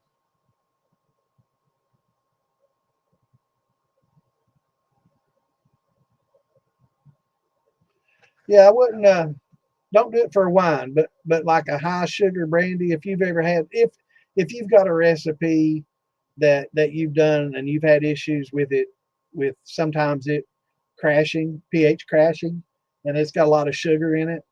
That's generally when you get a lot of high acid production. What happens is, acid production is typical in any fermentation. It's part of the fermentation process. But what acid and how much depends on stress levels sometimes of your yeast. You heard me mention earlier butyric acid. You can stress yeast to the point where it'll make a butyric acid that, man, it smells like vomit, and you can't run it when it smells that way. You just kind of got to let it work its way through, and eventually it'll work through. May take weeks, may take months, but that's wine making and bourbon and brandy making. But yeah, sometimes you'll get that puke smell, and you just got to let it work its way through and throw the shells in there. That'll help. But a lot of times when you get stress yeast, you get increased, acid production, and when you do a sugar shine, that's just like acceleration times 10. It's just crazy, right? It ferments really fast. Everything's going crazy, and that's a stress on the yeast too. It's just too much, right? It's overload for them, so it stresses them in that way. And when they get stressed in that way, they tend to produce more acids. And there's lots of different organic acids that are produced. There's a whole list of them. Propionic acid. I mean, there's a lot, and having those shells in there help offset a lot of that acid buildup, especially in the high sugar. So a lot of the brandy recipes, you'll see that it's not going to make a good wine, but it makes a lot of alcohol, and some fruit flavor might carry over. But this is something that you're going to infuse, and it's going to be an alcohol it was a wine that's designed for a brandy instead of a wine that was designed for a wine. And some of your best brandies are wines that were designed for wines that get distilled. And a lot of brandy recipes are basically just fruit flavored sugar washes that are never really, I don't think a true brandy even is supposed to have sugar added. I think it's just pretty much supposed to be sugar, but I don't think that's a TTB or whatever regulation or rule. But I know that some of your best brandies, and my grappa they don't get much sugar at all. It's expensive to make them.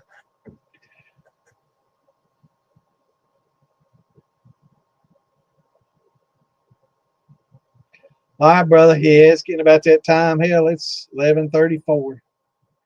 We always go a little bit over, don't we? But that's good. I get y'all interested along we're talking and enjoying ourselves and have a few.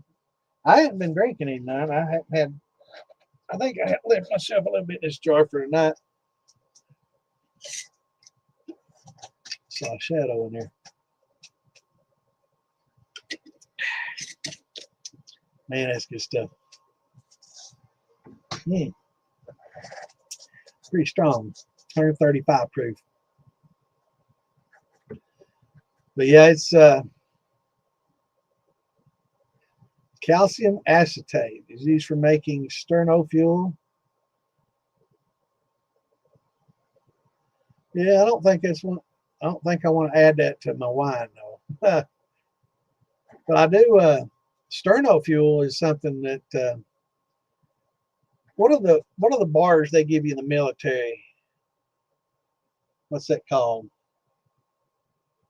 Comes in the green package. Looks like a soap bar, but it burns and it burns. You can't even see that it's burning when it burns, but it's used in your mess kit to heat and cook with. What's that called? Come on, somebody.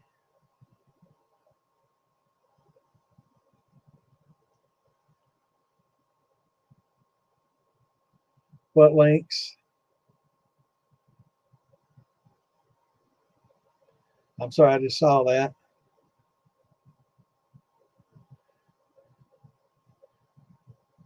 Yeah, because this goes everywhere, just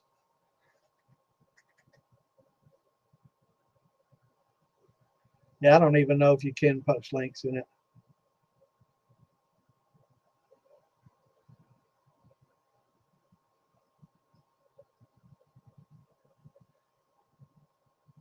Silo fuel. Is that what the military stuff is? Yeah, yeah. We're public on YouTube and everywhere, so it's something we probably don't want to. Not just message each other, find out each other's Facebook name and or look each other up on YouTube and because you don't want to post that on public, man. What is that? I'm gonna have to silo. That doesn't sound like what I'm thinking. That might be what it's called. I'm googling again. Let's see.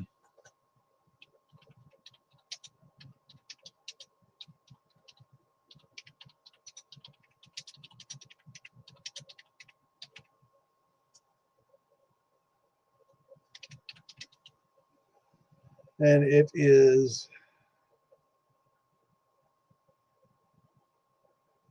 damn. Today they mix it with water, gel fueled shit. It's a gelled alcohol fuel, what we did, but they're not naming it by name. But nowadays they use something different. What the hell was it called?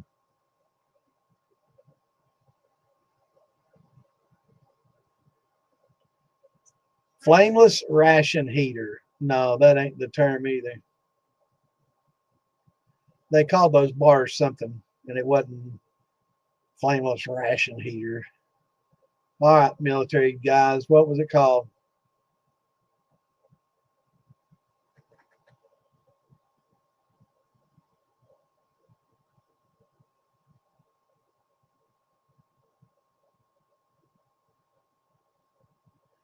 All right, I was looking on there. Do y'all?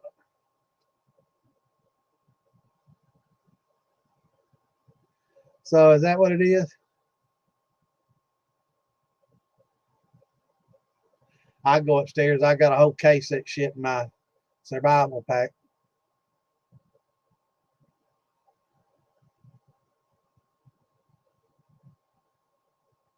Diesel fuel. I'm trying to think of what it was called. Yeah, it's like it comes in a bar. This looks like like a clear gel, almost like Vaseline in color, and not see-through, but opaque kind of, and it's clearish. And I know it's got a lot of alcohol in it, but it's like a sterno, but it's not a sterno. But it comes in the bars, and I can't remember. There used to be a slang term for it. It's not sterno. What did the military call it? And it's not flameless ration heater FRH. It had a slang name. Maybe it's just a slang name, but it wasn't sterno and it wasn't FRH and glycine. Something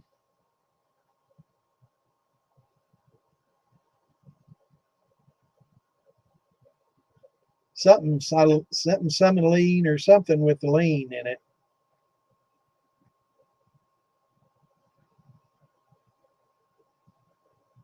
And you couldn't even see the fuel, hell,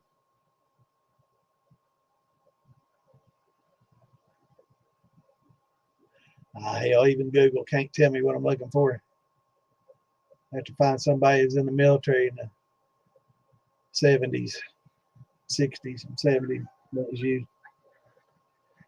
Yeah, it's a gel fuel. Yeah, it is a gel fuel and it is alcohol, but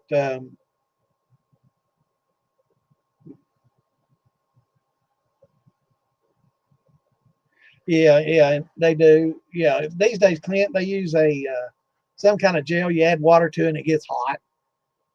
It's some kind of chemical shit. I guess flame was an issue because with these bars, you couldn't tell they were burning. They burned some blue. You'd have to be in the dark, to see it. Basically, like burning, 180 proof liquor. But it was in a gel and it was hardened in it. They fucking called it. I had to go dig that shit out.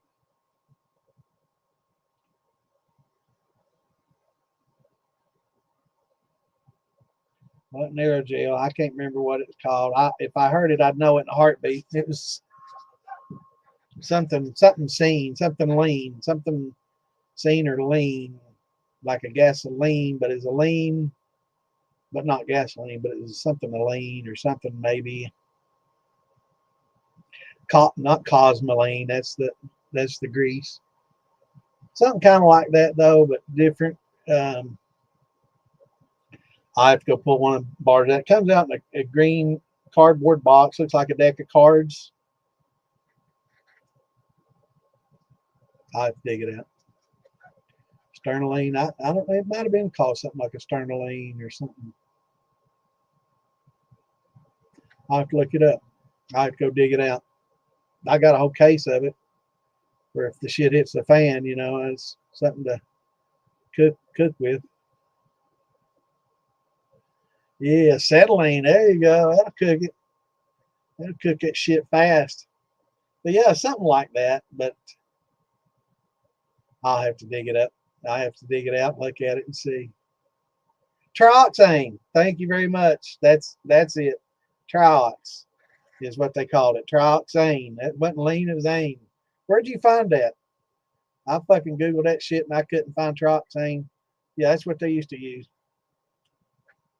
Man, I couldn't think of that. I'd have had to dig that shit out. But yeah, trioxane. Curtis gets gold star.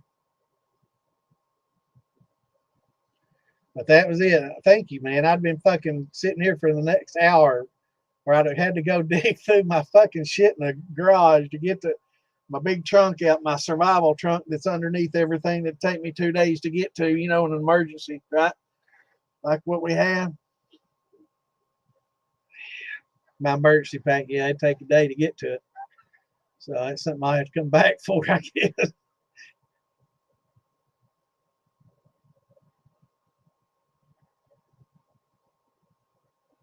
Yeah, it was trioxane. That was it. Triox. They called it Triox bars. Yep. Man, I'm glad you came up with that. God damn, I'd have been racking my brain. I'd have been outside my garage tonight at 3 a.m. What the fucking hell is it? Goddamn. Fucking matter now. Forgetting everything. Yeah. Yeah, I don't have far to go.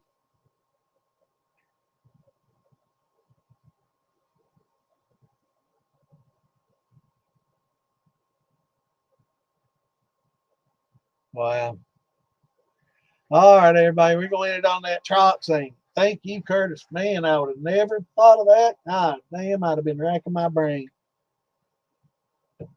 Can't believe I've forgotten everything I ever learned, man. Have to learn it all over again. I have to Google everything so I can learn again.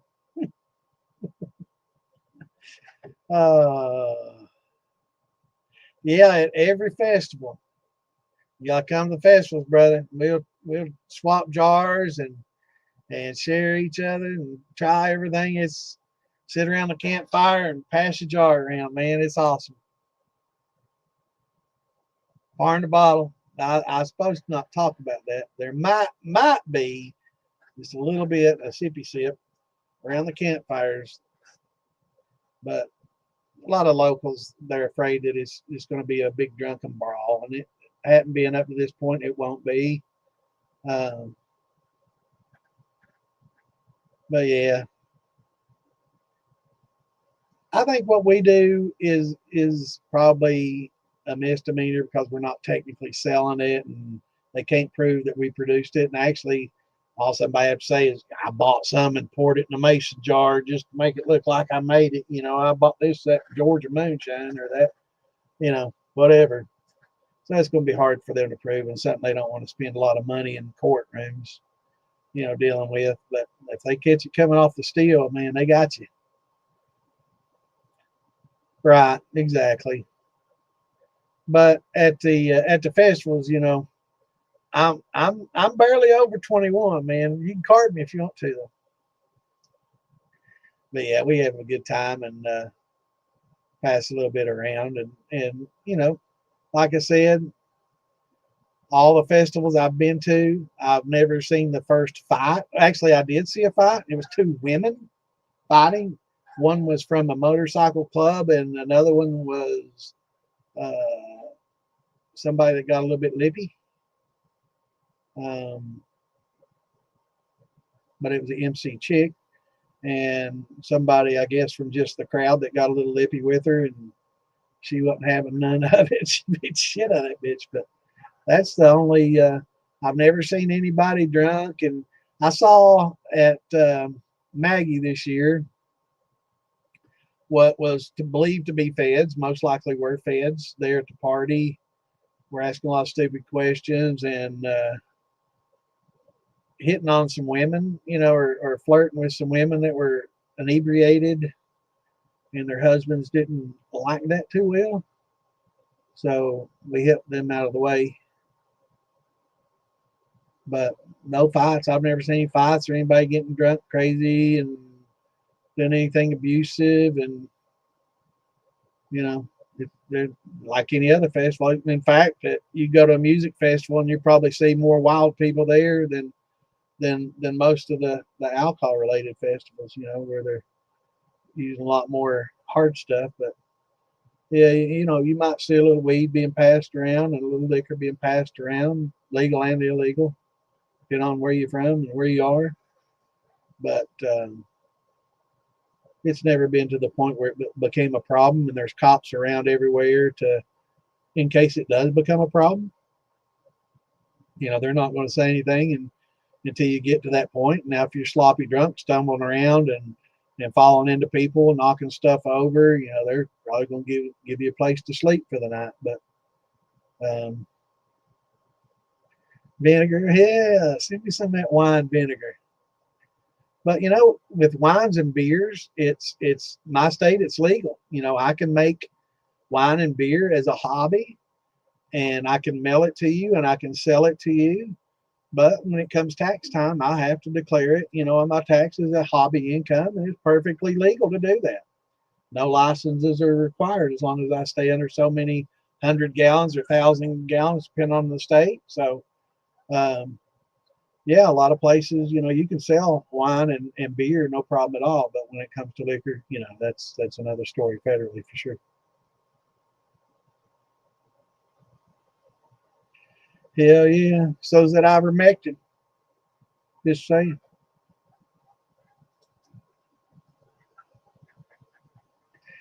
Some are. Yep. All right, guys. It's been awesome as usual. Getting late. Damn, we almost went to midnight tonight. Damn. 3 hours and 47 minutes into it. Shit. Good time, man. I enjoy this every weekend and every Wednesday, hump day and weekend. I mean, I don't think ivermectin is something that everybody should take every day over long periods of time. No, no, no, no. Probably hurt you. Anything that's good, too much of is bad. But I think as long as your body you don't have allergies to it or anything like that, it'd definitely be something that you'd want to talk to your doctor about, because there might be some conflicts with medications that you're presently taking. So I'm not going to tell anybody to take it.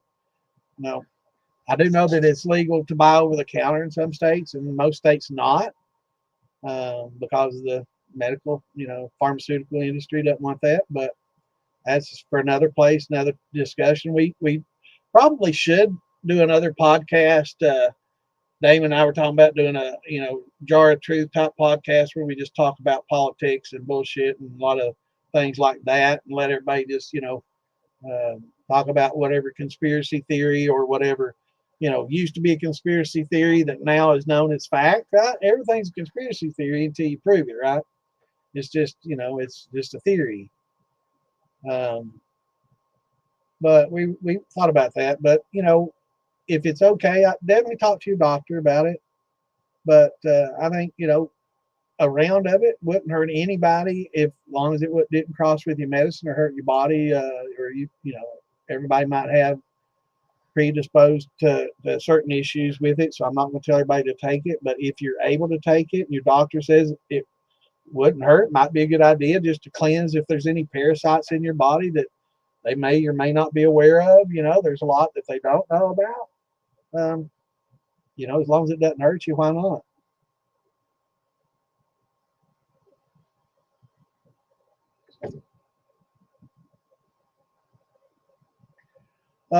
We'll see. I don't know. We'll see about Friday. I'm gonna talk to everybody. I haven't talked to everybody yet about what the hell's going on, and so we'll just see. If not, maybe that'll be a night we do that. So maybe we'll just call it something else and let it be political. People come in and talk about politics and all the bullshit. I mean, that's what it's supposed to be anyway. Shit show, talk about anything. But we'll see about Friday.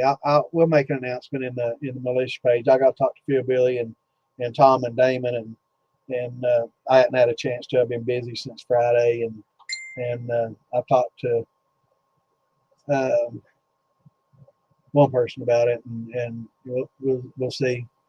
I don't know what all went on, and I've heard a few things I'm not going to talk about. Um, but yeah, we'll see. We'll see what's going on. Yeah, you got to watch out for YouTube. I'm not monetized anyway, but we won't put it on anybody's pages that are. I'm sure Phil Billy probably gets maybe a little bit from monetization. I don't know, probably, maybe a little bit. I mean, I know I don't get anything. I don't even have a YouTube page, so maybe we'll just keep it Facebook or, you know, just militia only. I won't put it on my Distilling 101 page if it don't have to do with distilling, which I've been putting the Friday night show and Lisa's show and everything on there, even though I don't know, Lisa's probably a little more educational than the shit show, but I just put them on there. I probably shouldn't. It certainly doesn't help. But I'm not monetized, so I've not received the first penny one for all my podcasts. If Phil Billy gets a little bit off mine from what I bring in on YouTube, I'm happy. More power to him. He pays for the StreamYard.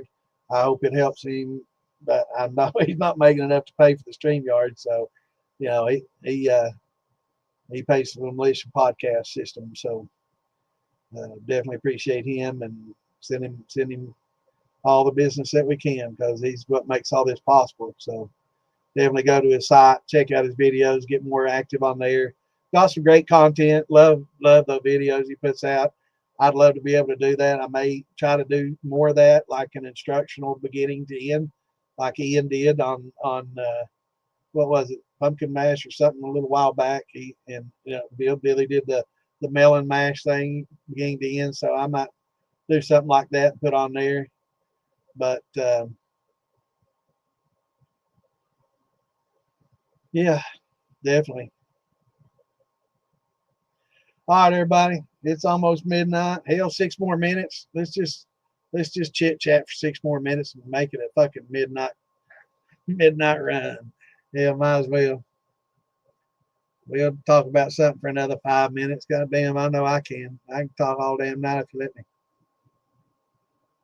But yeah, for somebody that's never had it, if you think about it, when we were younger and you gave babies worm medicine all the time, and we take worm medicine, and when's the last time you ever heard anybody taking worm medicine or giving babies worm medicine? We got pets, and our pets, we know they have worms. They fucking see people letting their dogs lick all over their face and shit, and, handling them and then eating, and you're getting worms and parasites, right, from just those, much less the undercooked pork and trichinosis and shit we get from, some of the food we eat.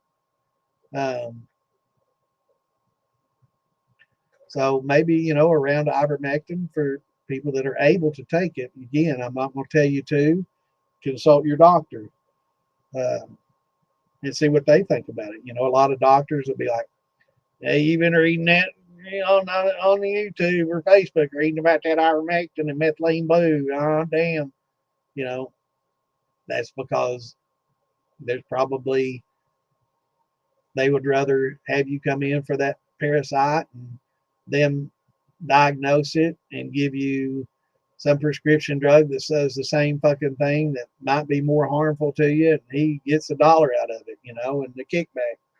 If that's the case, you need a better doctor. My doctor, my family physician, he's a friend of the family. He tells me straight up, and I can speak to him frankly, and you need a doctor that way.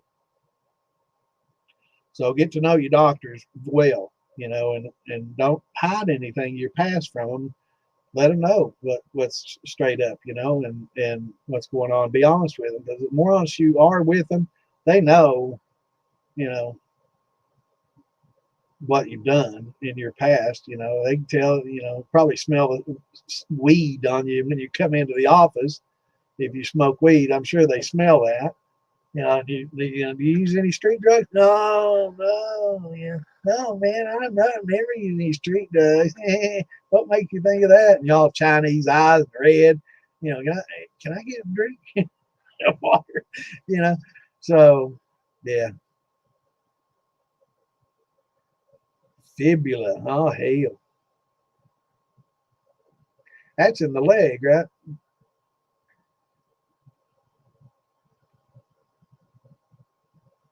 Tibia and fibia in the arm, and tibula and fibula in the leg. Is that right? It's been so long since I learned my bones.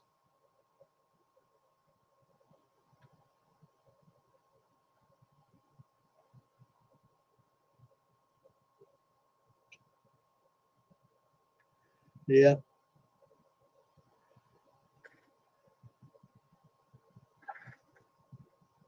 It is in the leg. I was thinking that's the tibia, fibia in the arm, and tibula and fibula in the leg. Yeah, been a long time since as elementary school. It's like 55 years ago I learned that. 50.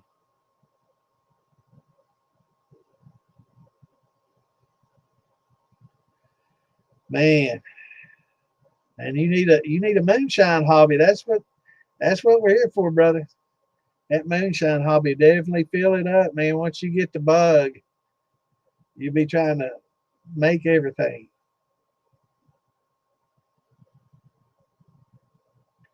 Wow,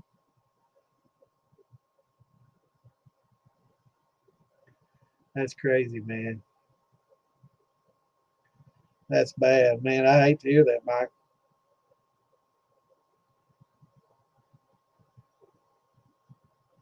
Yeah, yeah, I agree. A lot of these doctors will give you tier one drugs. Tier one. Tier one means it's something that's been recently, it's a new drug, new innovation, new drug.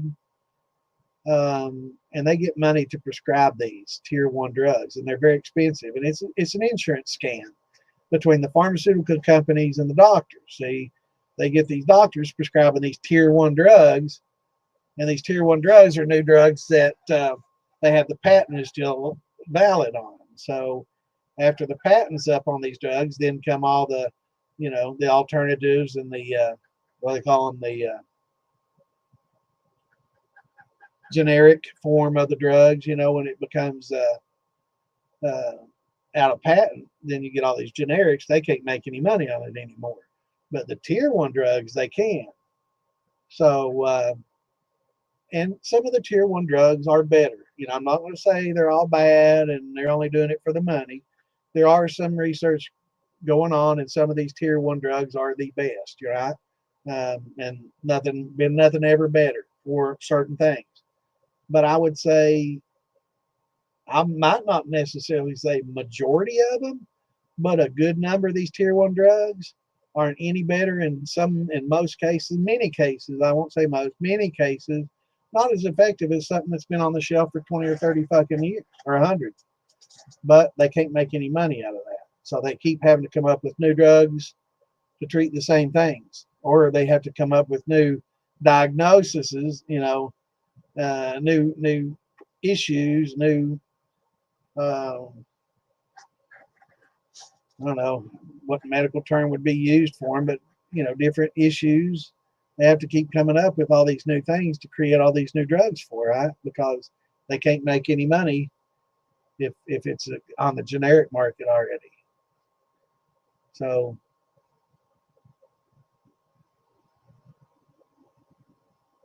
yeah,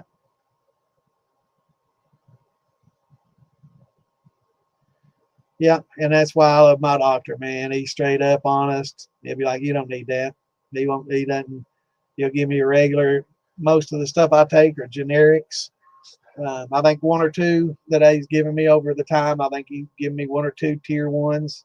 And he's like, this is the stuff. Yeah, this is definitely what you want. It's a lot more effective than this. But for the most part, most everything I get is turned into over the counter or generic over time.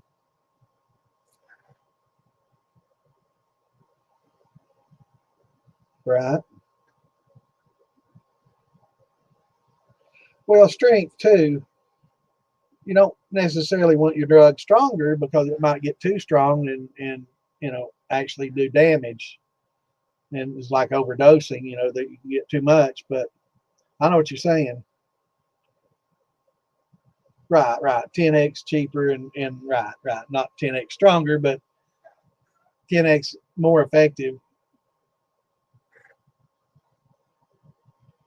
Man, I mean, I think, don't y'all think it's weird that the drugs that we take to get prescribed have to go through an FDA process. Now, I know the process has changed a lot since Clinton, deregulated a lot of those things in the Clinton era. A lot of the things changed in the Clinton era as far as pharmaceuticals changed a lot at that time too.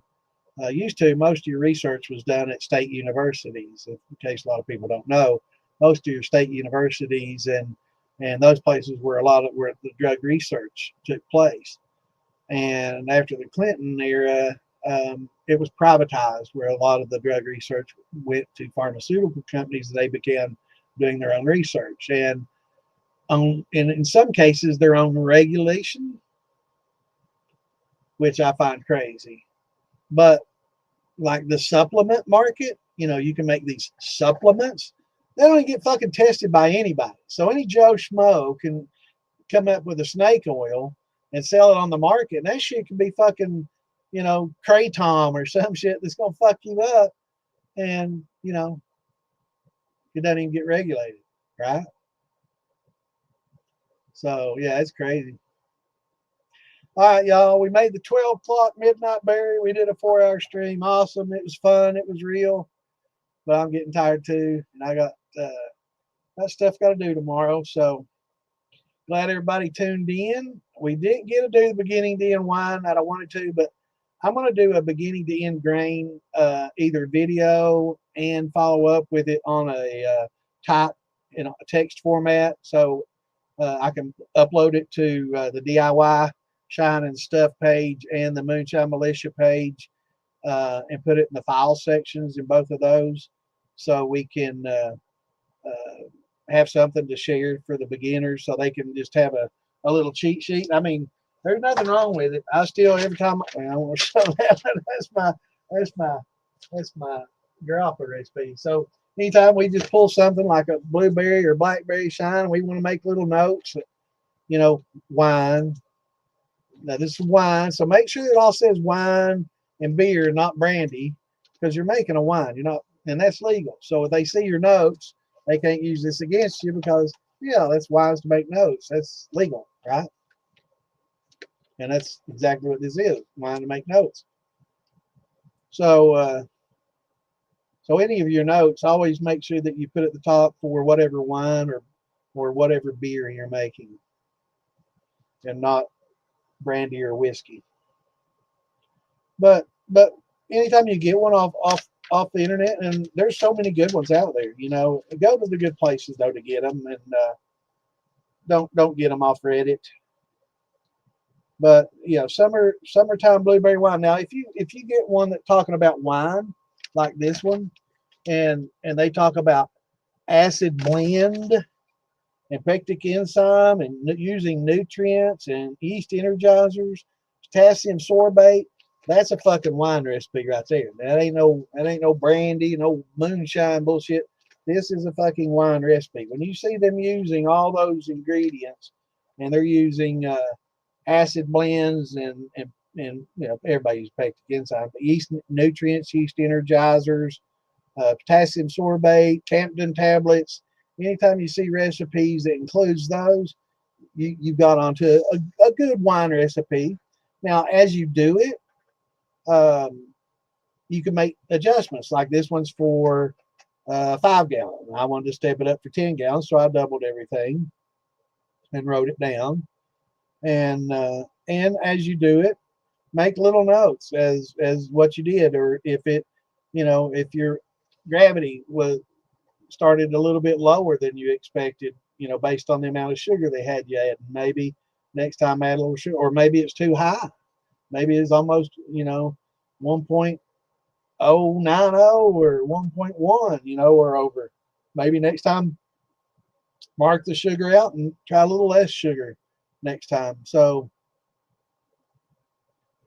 well, notes are evidence of winemaking. So this is wine. How to make blueberry wine. I got lots of wine in there, bottled up, corked. So yeah, they can't say this was used for brandy, because it's a fucking wine recipe. Just don't put brandy at the top. Don't put whiskey recipe at the top. Put beer, because the same thing you're putting in whiskey mashes, you're putting in beer. So just call it a beer. Oh, I know. But yeah, I'm telling a lot of people, though, they don't realize it. And they're putting my best bourbon mash, my family whiskey recipe, or the best peach brandy ever. Don't do that. Call it wine and beer, because you don't. That's evidence. And this is just evidence of my winemaking. And I've got blueberry wine in there for that. They want to try it, they can try it. And that's what that recipe made. It's in that bottle. So it doesn't hurt to have a little bit of that, That way they say, oh, you're making brandy. No, here's the wine, Judge, would you like a sip? There's my bottle, Everybody's welcome to test the alcohol in it and have a little sippy sip.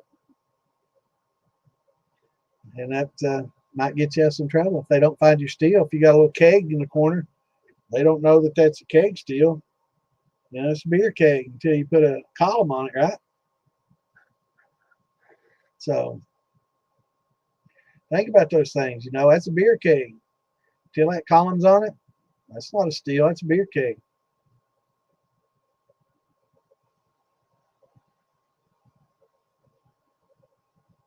They say, oh, yeah, but I know if there's no video of you using it, you don't post a video of it, and which I don't recommend anymore. I mean, I used to I've done it myself, but don't show videos unless you're cleaning it, of course, just clean out my beer keg, and running some water through it or vinegar. But really, it's I love watching those videos and sharing with each other. But um, don't put them in public groups, especially. Private groups, small private groups, probably okay. But I don't want to see anybody get in trouble. I know some states are a little more strict than others. We've talked about that, but be careful, folks. What you say and do out there. I mean, what we talk about in here, is beer and wine making, and we can take it to brandy, just put it in the distiller, you know. Um, but do be careful in what you do and what you put out there. I know they're watching everything I say. I don't care. I don't sell nothing. I don't take anything out of the house. Uh, don't don't store any, you know. But got lots of wine.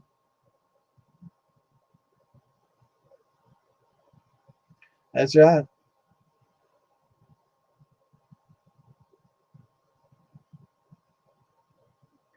Yep, definitely. All right, y'all. Thanks for tuning in. We will see you all maybe Friday, if not Saturday for sure. Next weekend you won't see me though. Next weekend, well, I might log in while I'm at the farm to bottle and say hey to everybody. But I doubt it'll be at, I don't know, 8 o'clock. I don't know what I'll be doing, but we'll see. I know next Friday there probably won't be a shit show because everybody that's on the shit show will be at the farm to bottle. Maybe we'll do one at the shit show. Who knows? Yeah, at that undisclosed location. All right, y'all. We'll see you Saturday, hopefully Friday. We'll see. Till then, shine on. Peace out. Love y'all. Be safe.